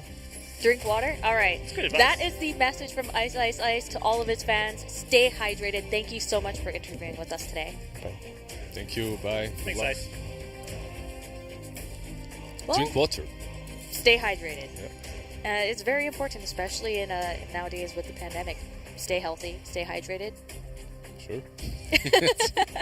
Sure. Nothing else to say. Drink water. All right, great follow-up, panel. Great follow-up. So let's take a look at the bracket for the rest of the tournament. Now that Fnatic has unfortunately gone 0-2, they will go to the lower bracket to play against OB Neon, and EG will move on to face the winner of the next match, which is VG Gaming versus IG. Yeah, you could see OB Neon as well on Twitter. They're not being satisfied. Whoever drops to the bracket to their embrace, because it's a difficult matchup. It's definitely a very difficult one. And I think for them, it's like either way, they're going to play against some fellow SCA players, so that we're going to, the SCA players and teams want to see each other do well, so someone's getting knocked out. Yeah, and we're talking about SCA and how much talent they've got here. Like, you have 3 series with, 12, 13 SCA players overall throughout all teams, so very interesting. You must be really happy. Yeah, I am. It's very good to be watching these players, to know them so well, to be watching them play every single day for a couple of months, and then to see them compete internationally. All right, well, we have a lot more Dota coming up, but first, we have a special announcement. I am proud to announce a special treat in store for Dota fans tuning into the Singapore Major, brought to you by Netflix and One Esports. With the launch of Dota Dragon's Blood on Netflix, which I'm sure you've all watched or are rewatching, and the One Esports Singapore Major, there has never been a better time to be a Dota fan. Even though not everyone could be here to celebrate this exciting time, Netflix and One Esports want to show that Dota fandom knows no bounds by introducing the Hunt for the 8 Dragons, an online scavenger hunt open to Dragon Knights from all corners of the world that will start today and continue throughout the playoff stages. Let's take a look. You imagine your enemy